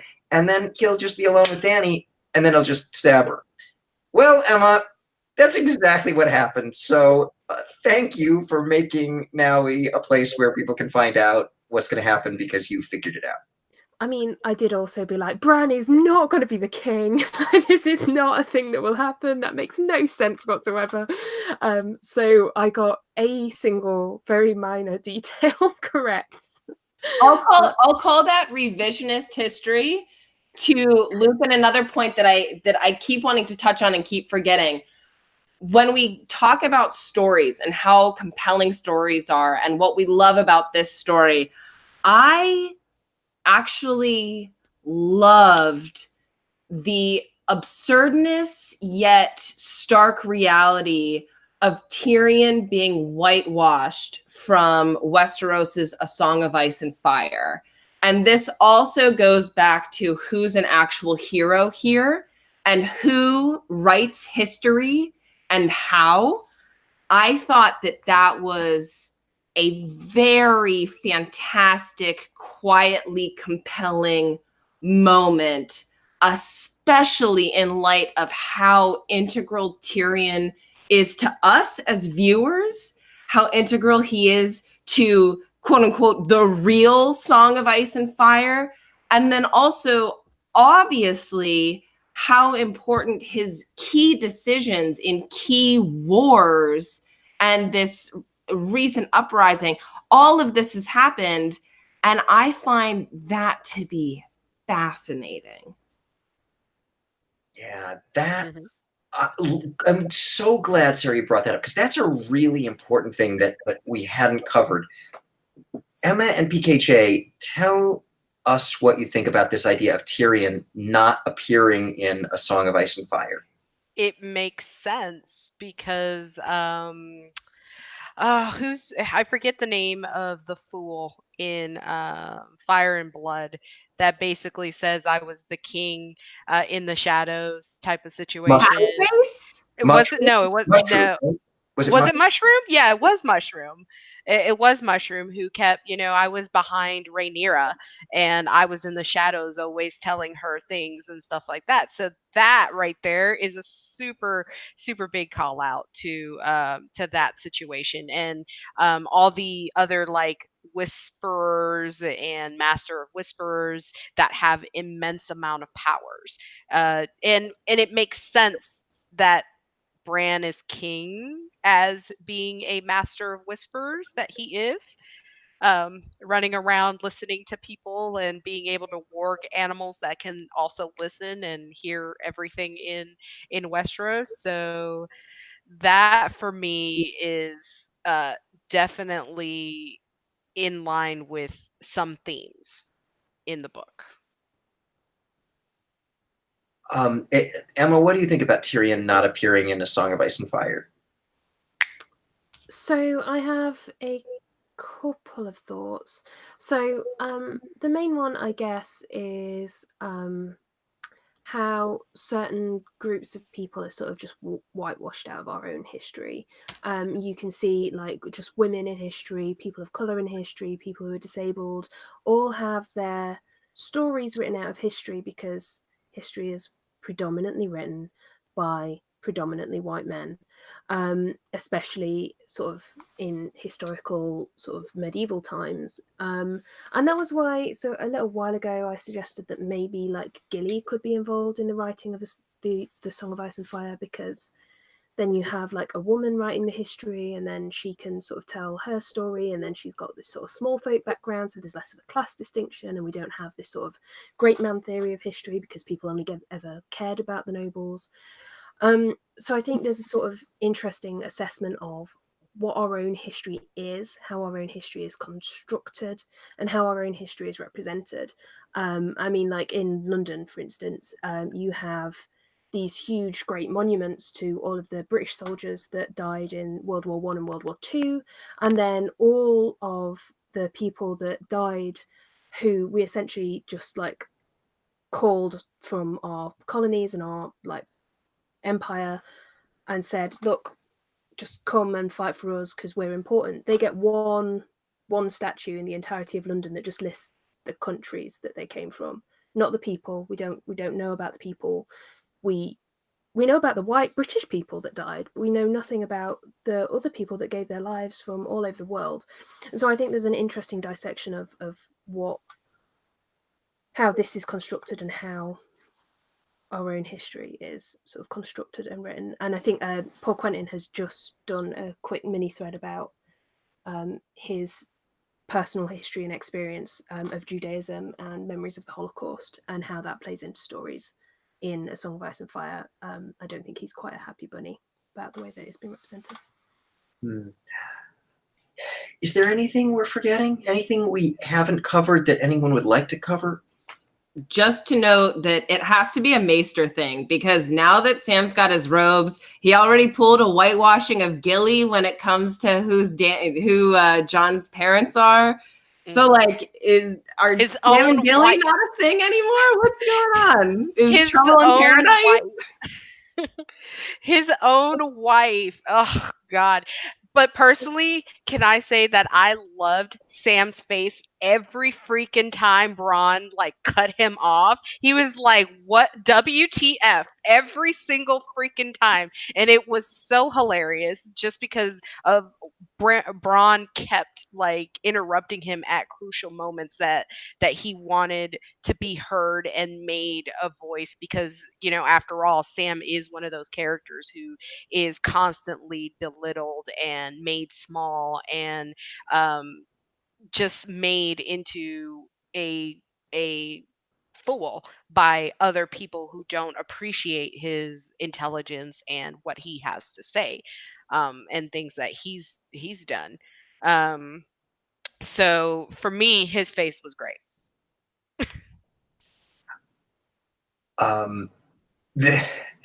Yeah, it's interesting because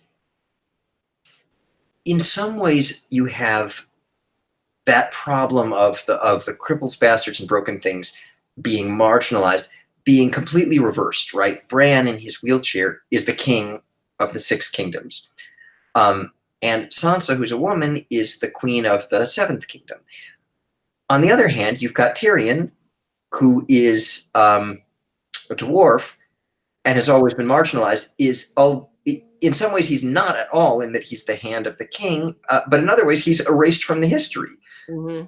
And Brienne, shouts to my girl Brienne. There's definitely some leveling up. You're totally right, Jon. You're totally right. Yeah. So it's interesting. I mean, I guess it's a kind of mixed message. If the point is that we're taking certain steps forward, but not all the steps forward, I could have used that point being made a little bit more explicitly, so I would just know it wasn't kind of haphazard. So I if that's the message, I think they could have done just a tiny bit to spell out that message. But maybe that's the message, that there's progress in certain respects and not in other respects. I don't know if there's some specific reason that Tyrion's being left out. I don't know. I mean, again, if it's just that he's a dwarf and people don't appreciate that, well, then how is Bran king? No, it's definitely has to do with his history. I mean, everybody, he was tried for Joffrey's death. He escaped. He killed his own father. That was, sent throughout all the Seven Kingdoms. Cersei had that mandate that if they brought her Tyrion's head, she would make that person a lord. So, that's one part of his history. Before that, long time before that, you have Tyrion being called the doom of Lord Tywin forever and a day. And then his history as hand, the dwarf's penny, and the people and the bread riots in King's Landing under his tenure as the hand of the king. And then afterwards, he goes into exile in Essos and comes back with Dany. And a person who in Westerosi history is definitely going to be viewed as a tyrant, and that is the only view that they're going to see. They're not going to see the way the Dothraki and the Unsullied and all the slaves in Essos viewed her. I love all that. Add to it the fact that the Grand Maester, Pycelle, he does not like Tyrion. And as Sansa said to Ramsay Bolton, everything about you is going to be forgotten.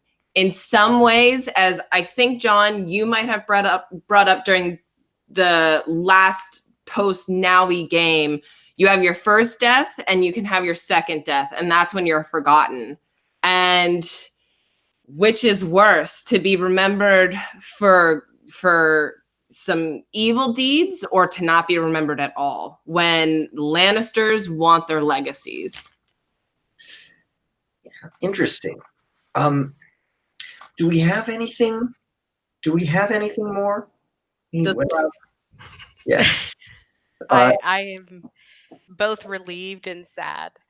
I feel like such a huge part of my life is gone to rest now. Well, the show, not the books, because I love reading the books over and over again. I love, reading everybody's theories. There's so much in there to talk about, so many things. And the show, for what it was, good or bad, it made an impact throughout the world. There's my niece who lives in Grand Cayman is a huge fan of Dany. I mean, her baby shower was a freaking mother of dragons all over the place. She was given her husband bought her the replicas of the three eggs and all of this stuff. And so for me to be able to connect with not just my own personal blood family, but with all of the myth heads and all of the people that I also consider that are huge friends, and I consider them family. I know who you guys are in the chat and here as well. You guys are family, and I feel awesome that I got to connect with all of you, and I hope that we can continue to connect, and uh, and the creation of this type of fandom, both book and show, is absolutely amazing um, with the just the vastness of it and how it touched people. oh, that was so well said. So well said. I feel the same way. I mean, uh, criticize season 7 and 8 though I might. The show was incredible. I mean, I've never had the experience of caring about a television show like this before, and I never will again. And I mean, obviously, the books played a huge role in that, but I came to it with the show first, and so did so many people. So it was an incredible, incredible thing. I mean, for all of us, look, obviously, this meant a lot to us. Here we are. And just the people I've met through this community, all the three of you, the people in the chat, and others. It's been amazing. It's been amazing, and I'm so grateful for it. And it was a spectacular achievement by Benioff and Weiss. Whatever its faults, these 8 seasons, collectively, were an incredible, incredible achievement. And I'm so happy that it brought me into this world. Sarah, and then Emma. Whew. Now our watch has ended, but as George R. R. Martin said, the worst thing that can happen to art is for it to not be discussed and talked about. I'm still going to be doing that in a community that I'm trying to build. These amazing content creators have opened up my little eyeballs to things that I certainly did not see. The watch may have ended, but the journey certainly hasn't. I didn't think I'd get a Lord of the Rings in my time, and I fell in love with Harry Potter. I didn't think anything could come from that, and then I got A Song of Ice and Fire.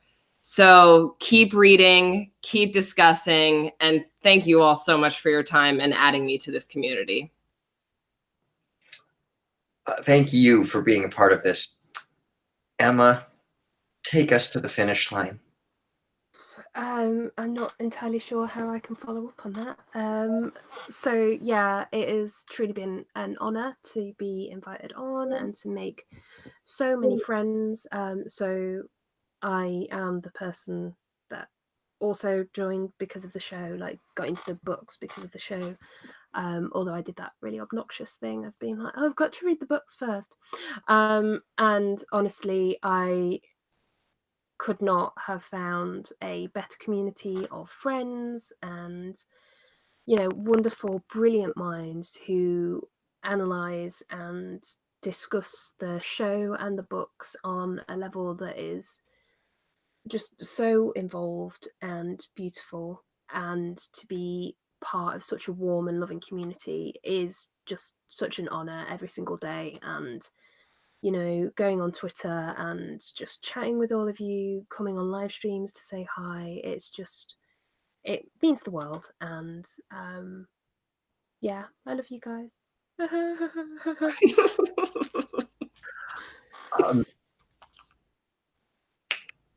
I love you guys too. Be brave. Thank you so much. Well, I was going to say we love you too, but I wanted to speak for myself. But I know, I mean, I think we all obviously care a lot about this, and it's been a wonderful thing for all of us. And to all of you out there who are watching this, are part of the chat, or just watching either live or going forward, seeing it on recording. Thank you so much, because obviously you're the ones who make this possible. If it weren't for you, we would either not be doing this, or it would be a private Google Hangout where we would just be like, "Hey, what do you think about that? What do you think about that?" And it wouldn't be informed by going back and looking at the chats, which I do, and seeing what people say, which is something that always teaches me a lot. So thank you to everyone. This has been an amazing experience that I never thought I would have. And I'm so grateful for it. So goodbye all. Bye all. Bye. Bye. Bye. So ends NOWIE. Thank you all so much for watching. Thank you all so much for participating in the chat, for moderating, and certainly to Emma, PKJ, and Sarah for participating, and to everyone who's participated in NOWIE, and to LML for creating NOWIE. Thank you all so much. It's all love. Bye-bye. Bye. Bye, guys. Toodles.